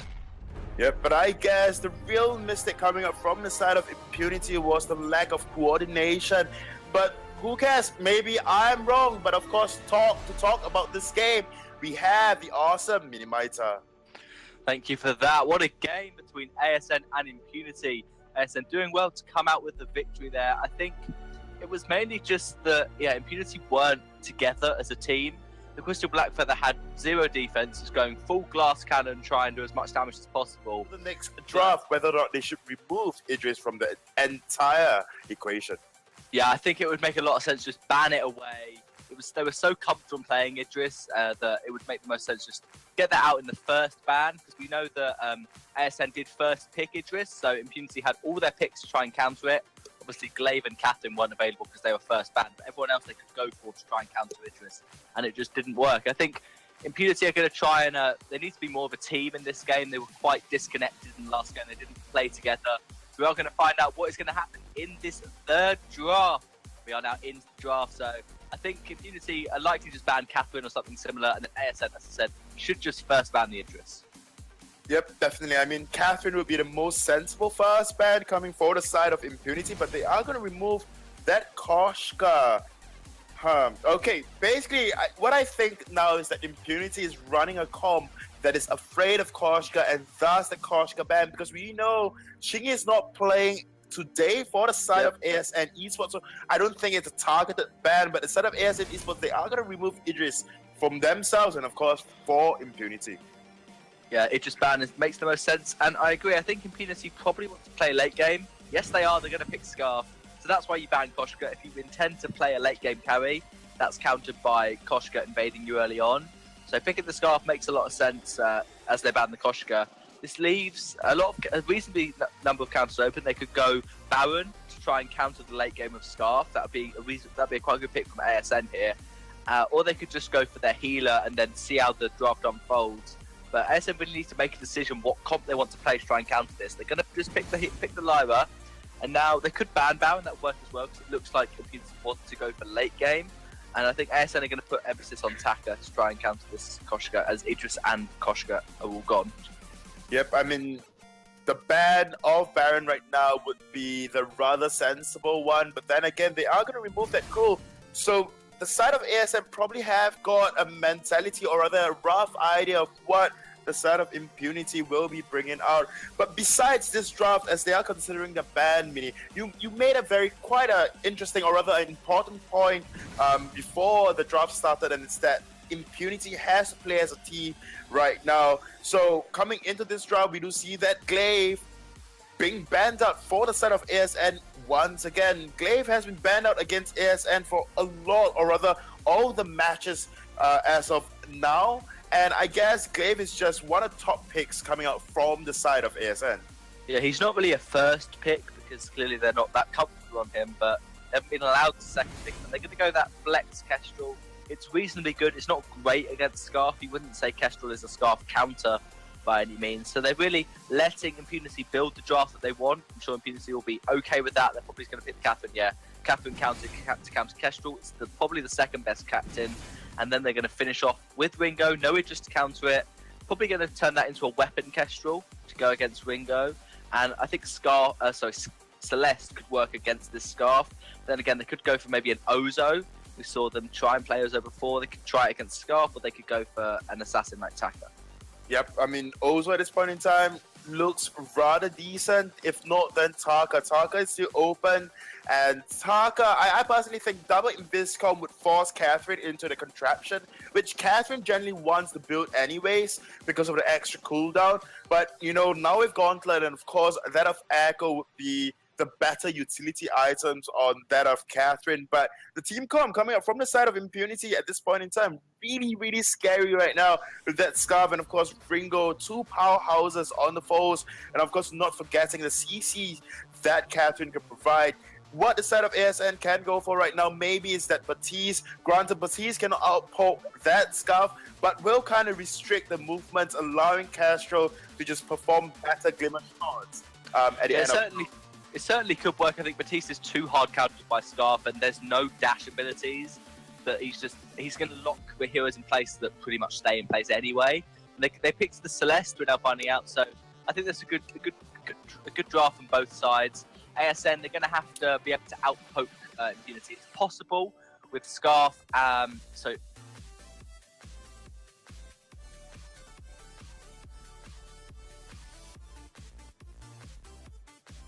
down that tier 1 turret quite early on with the weapon Kestrel and Celeste poking, whereas Impunity have to use a Ringo to try and push turrets as well as Scarf, who's fantastic, but Ringo really isn't. He has to be within turret range to attack it. I think ASN are likely to try and push early objectives with this comp. Yep, but honestly, just looking at the draft itself, Impunity seems like they are so much better in this game in terms of that draft as compared to ASN. Of course, ASN picked out that Castro, that Celeste, but I mean, Celeste in the early game works so much better, especially in that level 2 itself because of the car collapse, whereas Scarf just gets a goop. We spoke about this subject yesterday on this topic at least, but on top of that, the side of ASN has got that early sustain in terms of that Lyra. So it is just down to whether or not the side of Impunity can push their early game prowess with their team comp, because they just seem like if they are going to play the objective focus game that Impunity is known for, especially in that early game, those secret turret takings, then the side of Impunity, their draft just seems so much more robust if they are going to go for that. But however, if they are going to go for team fights, and Celeste will provide a little more CC team-wide at least, and of course you can zone and put out a lot of damage with those supernovas and of course heliogenicide as well. So that is one thing that the side of Impunity has to keep in mind. They are going up against a poke comp. As for themselves, they have got Ringo for the sustained damage. They have the Ringo to just lock one hero down in terms, because you cannot quite dodge basic attacks at the end of it all. Yeah, I think Ringo will do really well against Kestrel if they get in a straight 1v1. If Ringo gets within basic attack range, he should win that without much trouble. Whereas if Kestrel is allowed to glimmer shot Ringo before he can get in basic attack range, that's when Kestrel's really going to shine, really going to be able to out damage Ringo not in a 1v1, because as I said, in a straight 1v1 it's easily Ringo, but in a poke war, Kestrel's easily going to win.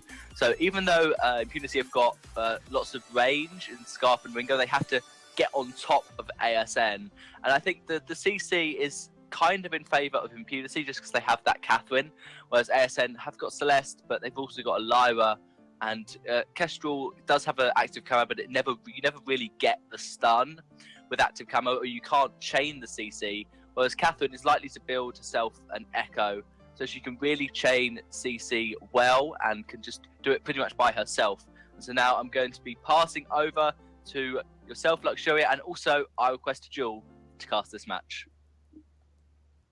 Yes, thank you, Mini Mitre, and we are in the third matchup. Both teams currently even with 1 point each to their name, and here we are with Impunity, with what Mini said, you know, maybe a better team comp to engage with that Catherine, and I'd agree in that statement. They're also going to have the Goop and the Achilles shot, so they've got the kind of soft CC, but it's going to be enough for them to catch up with the damage. I think Impunity, in my opinion as well, are going to be able to have the advantage in this one if they can play as the aggressors, but you never know. ASM might put them on their back feet and kind of turn it around if they, I just guess, play more aggressive or counter aggressive. You can always do that with the Bright Bulwark coming out from Lyra.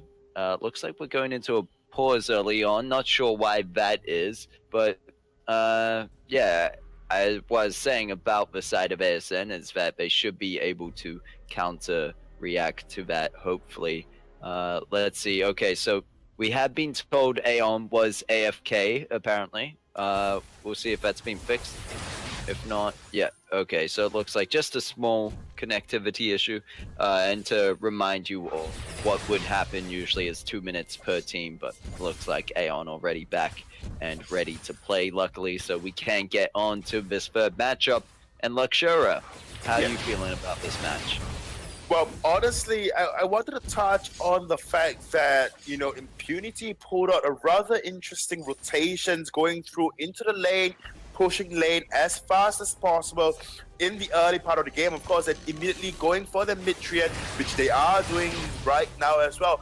Able to secure the mid-treants, able to secure the elder treant as well. Very interesting rotations coming up from Impunity. Do not see that quite often. However, Tezzaboy might have got something to say about this if he does get that elder treant, in which does go over to the side of Impunity.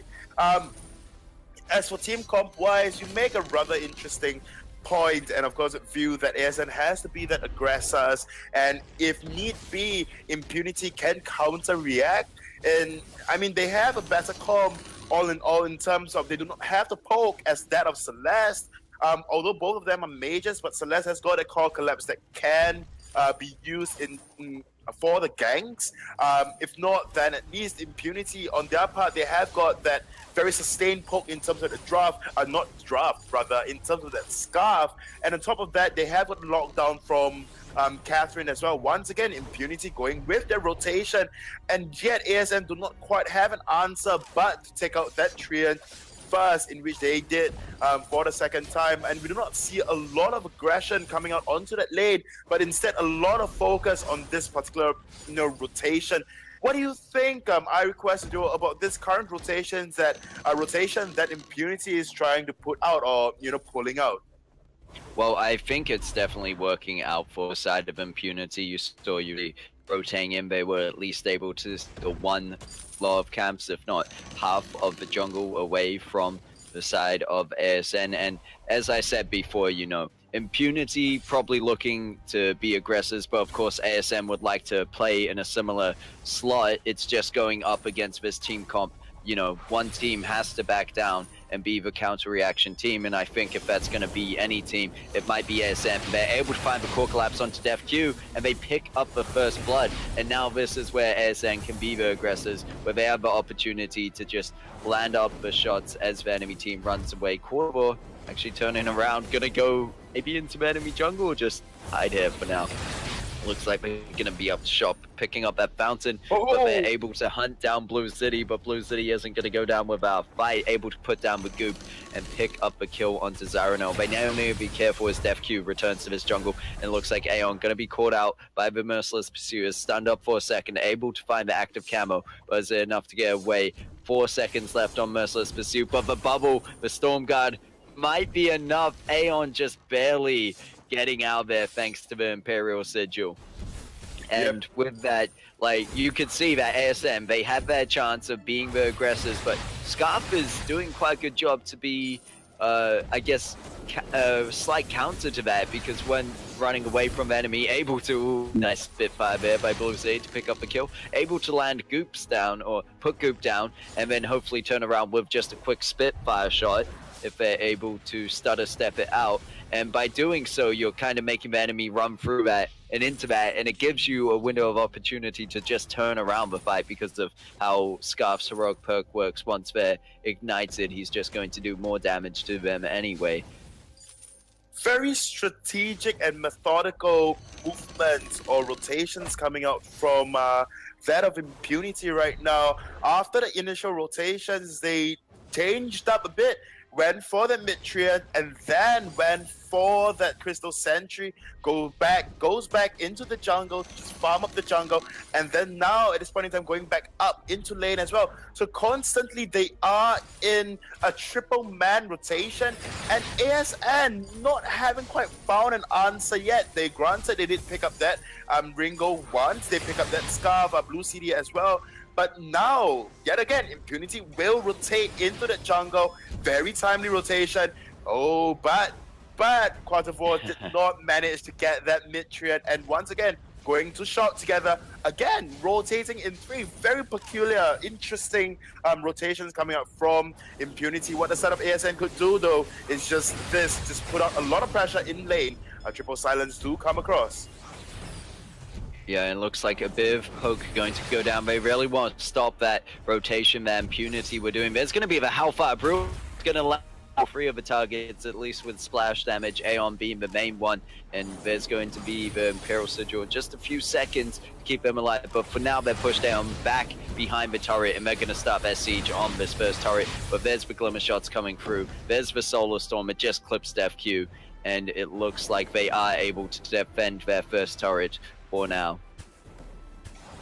Yep, I mean, that rotation, it kind of paid out for the side of Impunity, but at the end of it all, ASN just has got better lane control if you're going to rotate in 3, because you are basically giving away your position all the time. The enemies would know that, you are in the jungle right now, or you are doing something right now, but basically a man of 3. So as long as ASN can just take advantage of this, ooh, there's a boy. Yeah, it looks like Cordova going fairly low in that front line. They are able to find the turret scarf with the goop underneath. There's going to be the core collapse being used, but it looks like right now Impunity not looking for a fight. They just got the objective advantage, and this is going to help them so much more with how we've already seen them being rotating as a team, and it's just going to give them that much more freedom. They didn't notice Tezza Boy down here, however.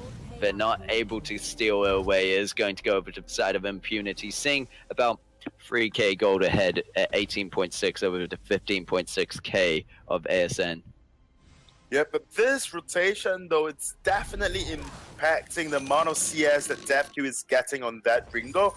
As we can tell, Aeon222 is sitting at 64 CS, whereas DevQ is sitting at 59. But of course, he has got a wave to clear at this point in time, so that will kind of even out the CS overall at the end of it all. But I personally do not know. I do not know what to feel, because I mean, to rotate in 3, it's an excellent choice as compared to how they were rotating in the first game, or in the second game at least. Yet again, they are going for the Crystal Sentry right now. They have very good objective clear speed, and there you go. Sentry just defeated in a couple of Spitfires and a single goop. So with that, Sentry is down 2 lives, and just the last final health for that Sentry. And ASN Esports, yet again, not finding a loophole that they really need to. And that is just calculating how fast they go through the jungle and then rotating back up to lane. Because honestly, Quattro as Catherine cannot hold up much as a hero, because you do not quite have a lot of AoEs. Granted, you have the one Merciless Pursuit, you can stun, you can do a lot of things with even that Blast Tremor, but at the end of it all, ASN is just not making full use or just capitalizing on this rotation coming up from the side of Impunity. Again, Impunity, all 3 up in lane, and they might be looking for a team fight right now. Yeah, but that's going to be Cordova going in with the Merciless Pursuit onto Zaranov. There's going to be the Hellfire Brew for the follow-up, but no one close enough to really shut him down. And they're just going to be able to heal up with the Imperial Sigil on the backlines. Meanwhile, Impunity still managing to take farm away from the side of ASN, and they pick up a kill. Blast Tremor and Ringo just able to kite it out with that Sorrowblade Tension Bow, Lucky Strike, Blazing Salvo build already. Really, the side of Impunity have gone for, they've taken out the Crystal Sentry already. All 3 lives are gone. Blue City going to get caught out on that backline. There's going to be core collapse, but Zaranov not going to survive. 1 shot, 1 kill comes out to Cordova, but they're going to be able to get out there.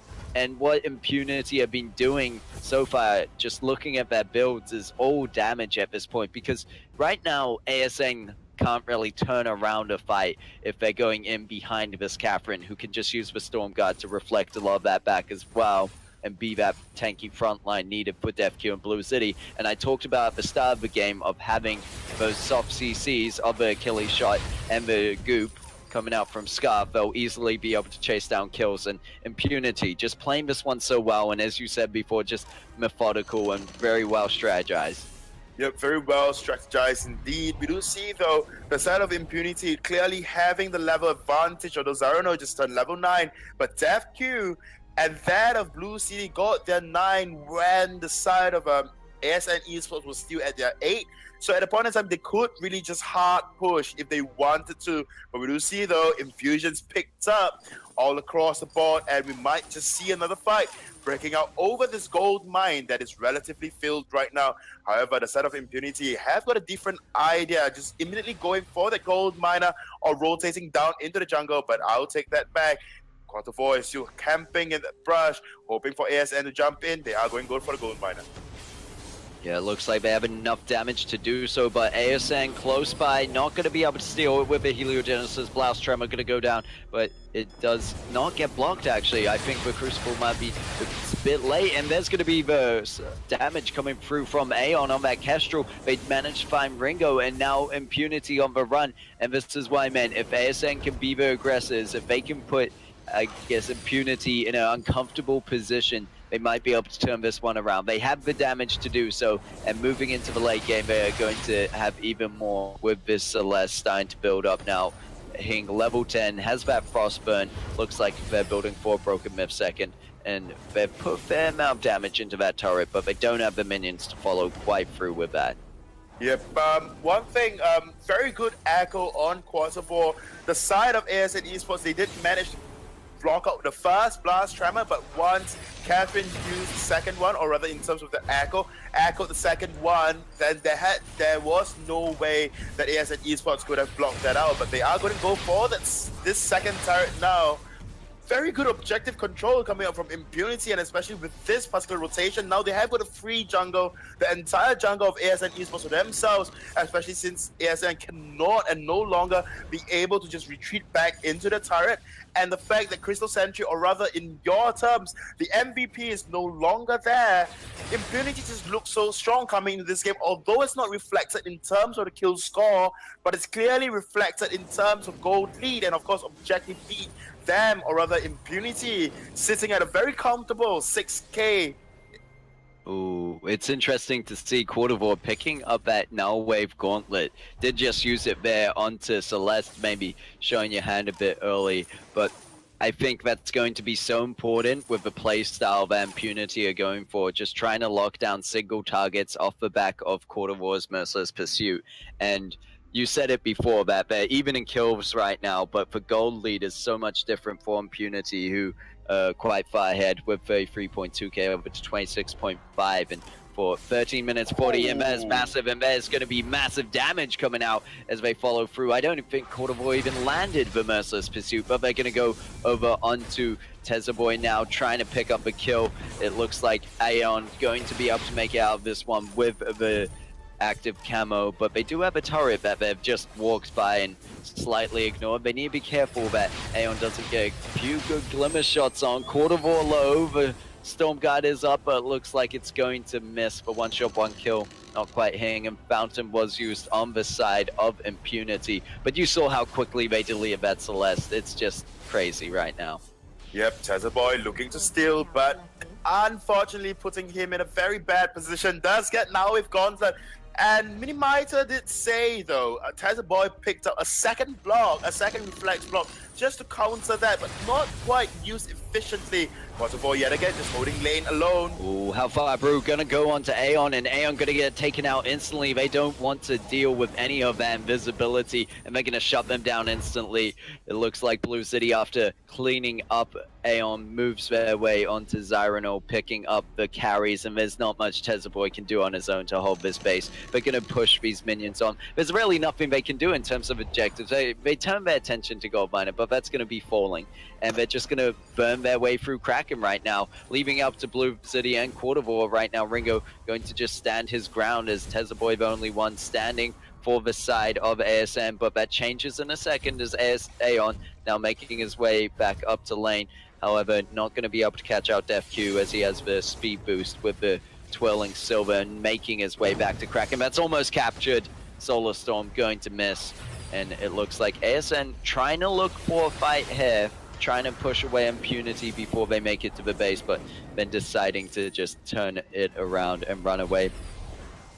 Yep, the side of ASN Esports really have to defend against this Kraken right now, but oh my lord, Zyrono just getting tagged and tagged up by Def Q. So much damage going down. However, in that situation, Blue City wasn't there to land quite the amount of poke they needed with that Spitfire into Goop, but the turret isn't able to move anywhere, and they're going to be able to take that down instantly.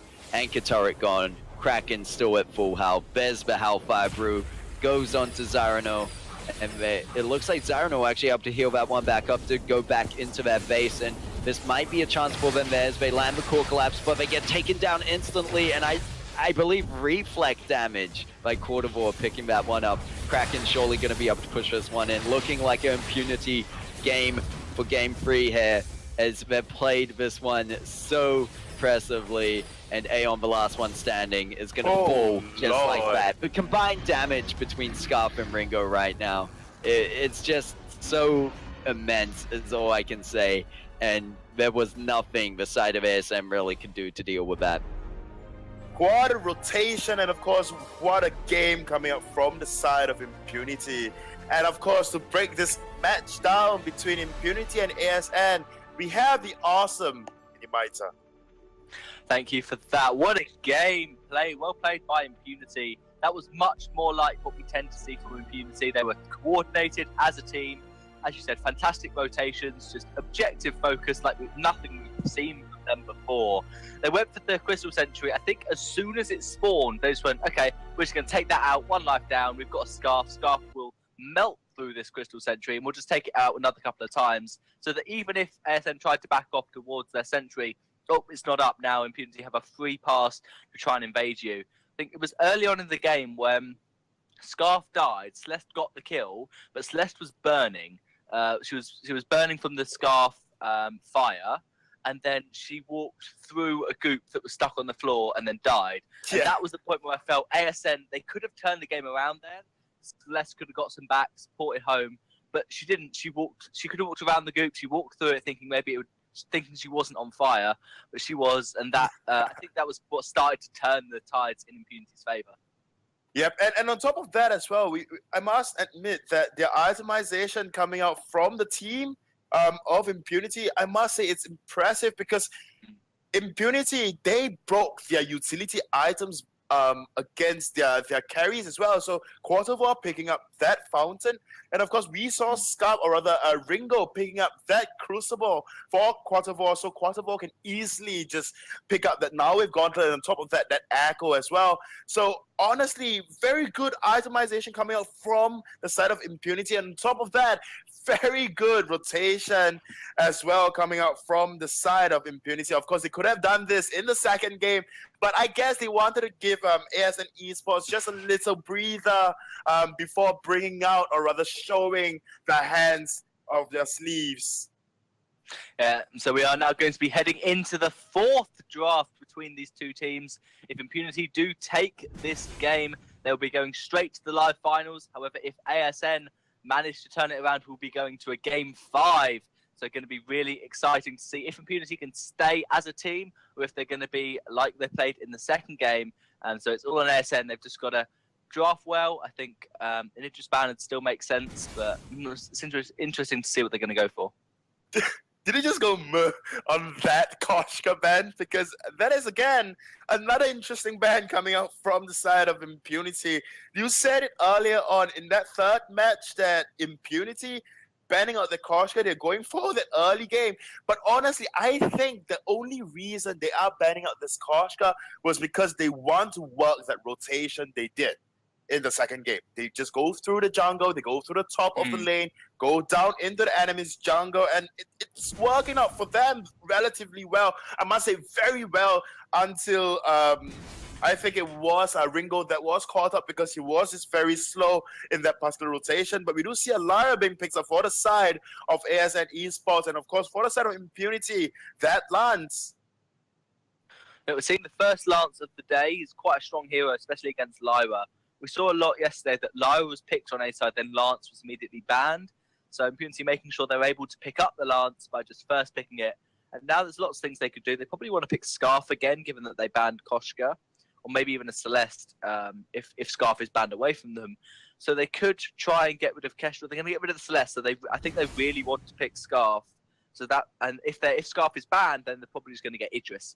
This is a good drafting from Impunity. I think ASN are forced to ban the Idris. I don't think they should ban Scarf. They should let it through. They are going to ban the Scarf.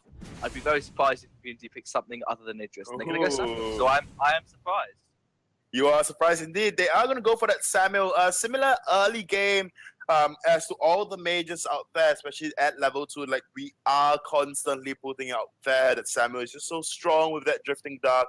And of course, the Empowered Malices and Verdict. The side of Impunity, the side of ASN, they could just go for that Idris pickup. At this point in time, the Aeon 222 was just so strong on that Idris. Maybe that Idris could counter that rotation that Impunity is trying to pull off for this probable final game. But you're looking at a comp, it's very less likely. And on top of that, they've been kind of very surprising in terms of gameplay. The first game, they pulled out that, surprise factor with that Weapon Sky, not Scarf. And of course, in the third game, they put out this very awesomely crafted rotation. So I don't think they'll pull off the same thing again. But we do see that Adagio and Glaive being picked up for the side of ASN Esports? We're seeing the double heal glaive, so Vox would work reasonably well into this. Get a mortal wound pretty consistently, with Vox picking up poison shiv, probably first item. And they're going to go Gwen, so they're definitely going to build a poison shiv on this Gwen. If they don't, that would be pretty crazy against the double heal comp. Looks like it's going to be a crystal power Adagio, which makes me happy. And then it's going to be a weapon jungle glaive, which will work really well against Samuel. Gwen does quite well against glaive though, and I think that the double heal can work. It can work extremely well with someone like a glaive. I was more expecting an Idris Taka comp, but ASN decided not to go for it. I think they'll be quite happy with their draft. The double heal used to work really well, and it still does. And so I think Gwen needs to build a poison shiv, needs to build some attack speed, and even though it won't be the most meta Gwen build, it's necessary against this glaive. Yeah, but let's see if the side of ASN Esports, or rather the side of Impunity, or this Gwen in particular, will go for that poison shiv.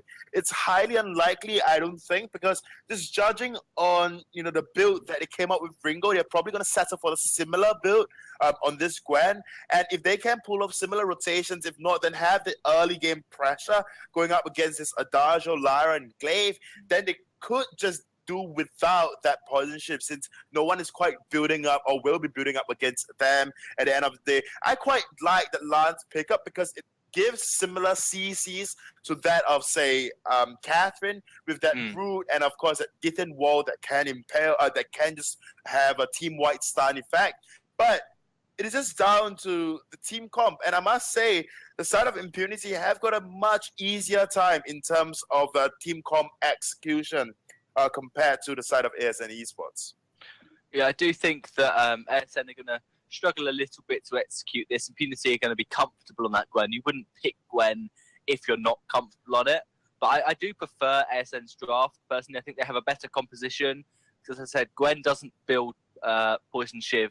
Lance doesn't make much sense. You get a couple of basic attacks off, but you can apply Mortal Wound to multiple people, I think, with Lance. But I don't think it would be worth it, really, to get that on the captain. So I think the double heal Glaive, he'll be able to sustain for ages, get an early breaking point, build up some defense. Glaive will become unkillable, and as long as he can just be a menace in the back line, then they're going to have to worry about that Glaive. I'd expect to see 4 damage items, because if Glaive just goes maybe 2 damage items and tank up, then they could just ignore Glaive, focus Adagio or focus Lyra. Once one of them is down, then focus Glaive or the other healer. So Glaive needs to get a lot of damage so that Impunity have to focus Glaive, or else they're going to die.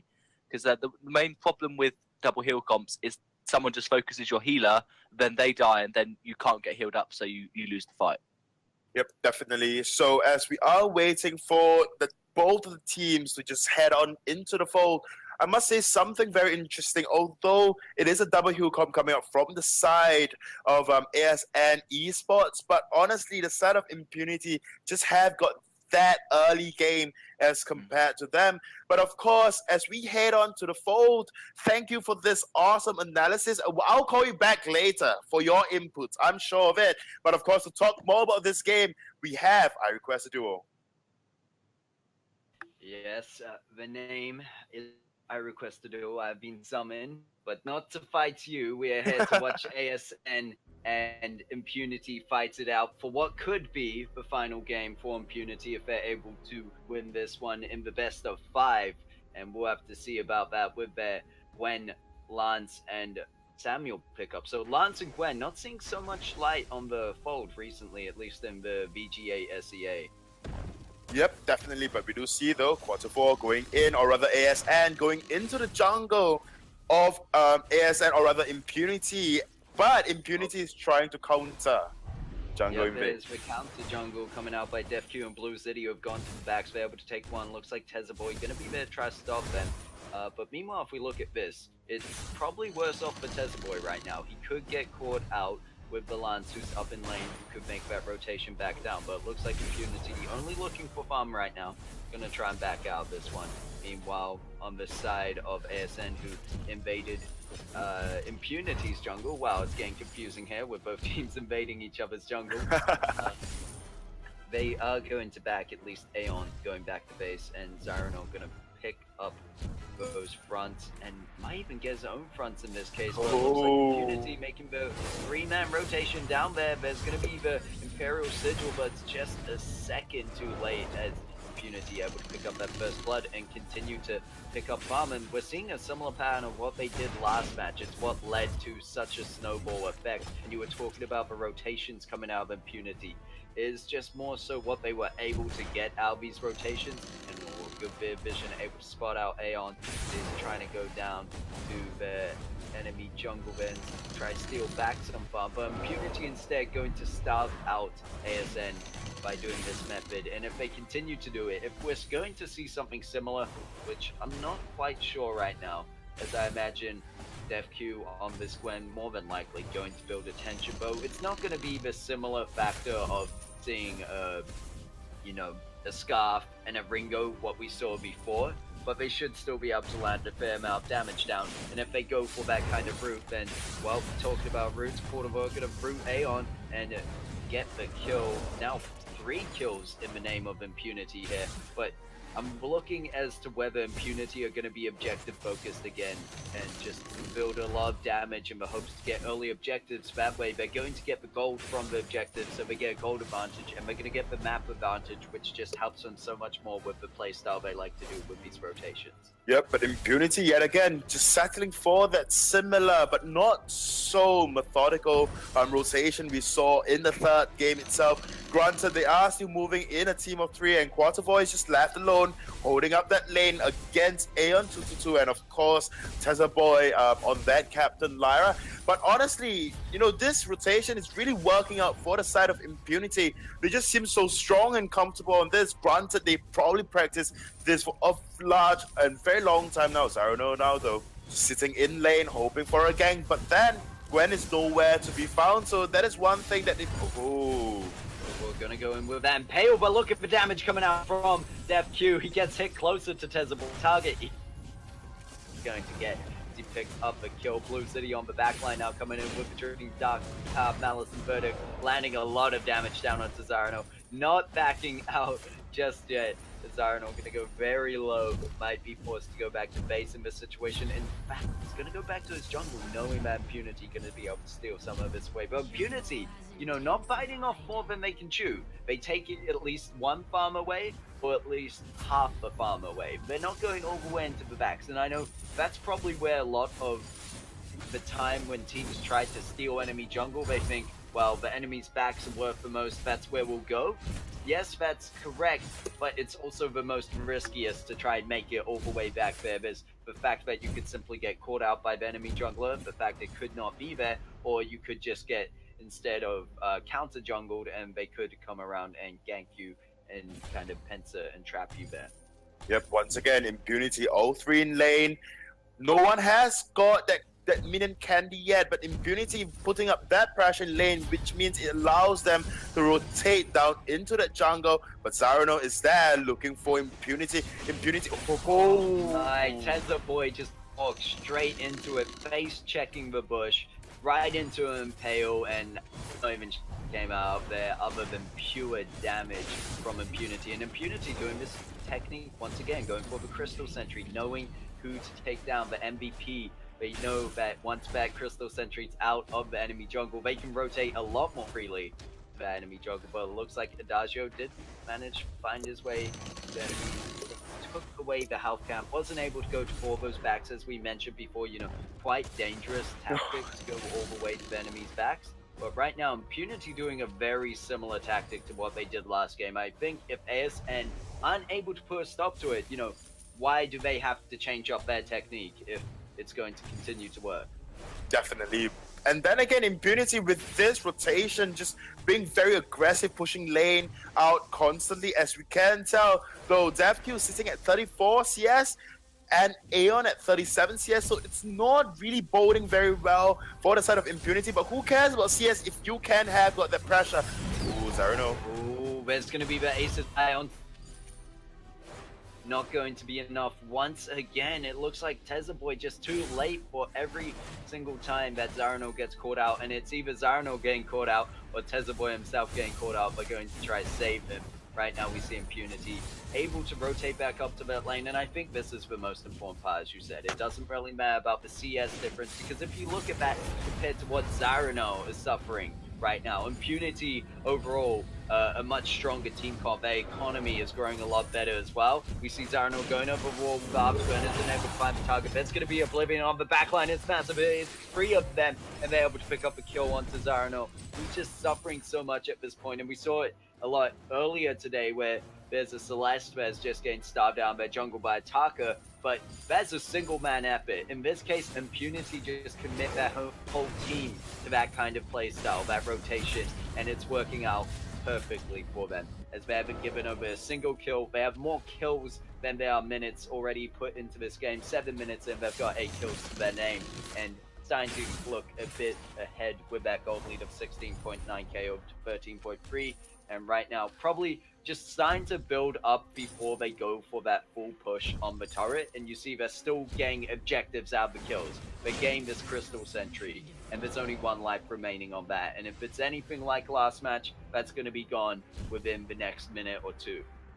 Yep, and very well crafted rotations coming up from Impunity, I must say. So very objective focus, and yet ASN cannot capitalize on the missing periods of time when Impunity is not in lane like now, and ASN is just being so afraid to push this turret of Impunity. But yet Impunity, all 3 in lane yet again. They are definitely going to push this turret if ASN Esports will back off at this point in time. So they really have to be very cautious right now, as all to the side of Impunity, they're just inching the gold lead further and further away. Tazaboy coming into another phase check, but this time, good thing for him, not much of Impunity, as they are busy taking that immense gold payout. 293 gold to each player of Impunity, just extending the gold lead by 4k from a 3,000 earlier on. An amazing impale into the Giphian done, and I won't give it up for Quarter War earlier. I would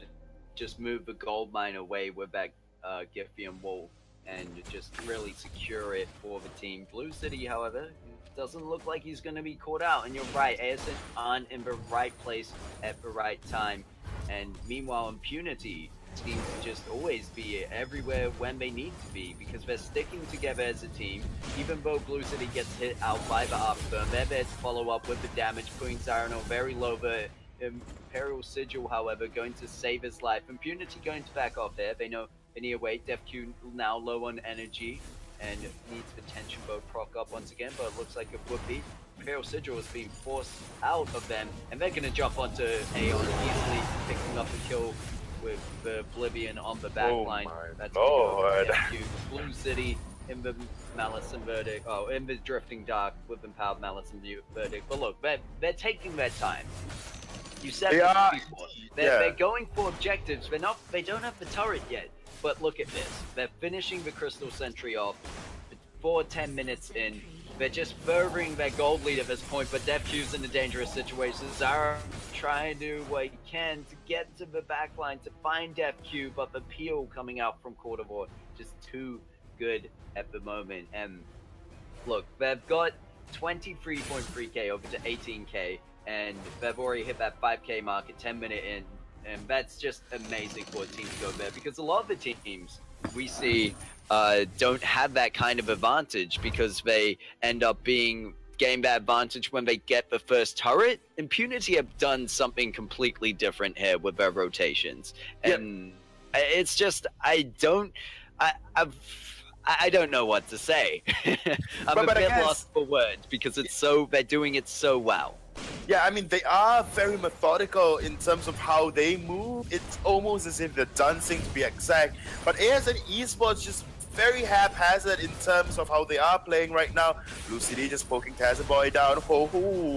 There's going to be the Impale to secure the turret, as well as the possible kills onto Aeon, but they're turning this one around. That focused DefQ, there's going to be the Oblivion. It's going to put Aeon to sleep, and there's an instant Impale coming out from Quarter War, able to pick up a kill. Blue City now in that Drifting Dark. Doesn't have much energy, but should be able to use Corrupted Genius to get that back, and is able to follow down, pick up the kill onto Zarano, and now Tazaboy on the run. You have no Crystal Sentry to save you in your jungle, so I'm not sure where you're going, and Blue City just going to try his best to keep up with it, and in the end going to be able to pick up that kill. Not quite the ace, however, as Aeon is back on the fall, but now you see the breathing room that Impunity have, as well as the gold lead. Yes, they gave over the kill of DefQ, but right now, Impunity, massive.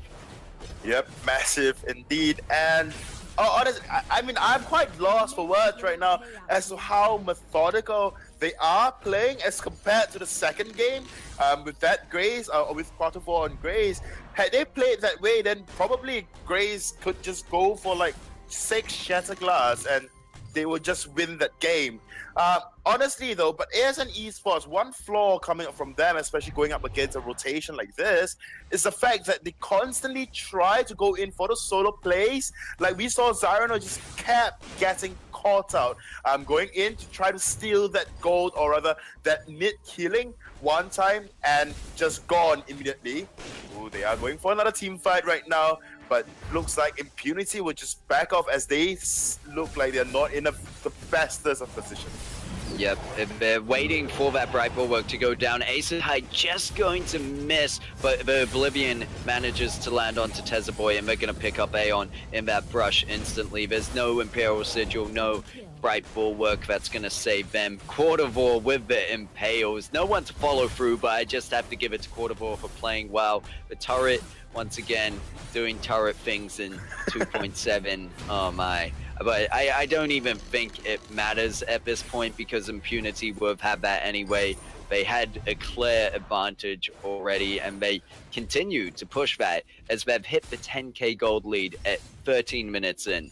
They're seeing at 33.9k over to 23.9 on the side of ASN. And I believe I've only seen one other team do that, and that was a fight between... It might have even been Infamous against Impunity, and Infamous putting Impunity down this way of getting a 10k gold lead at 10 minutes in.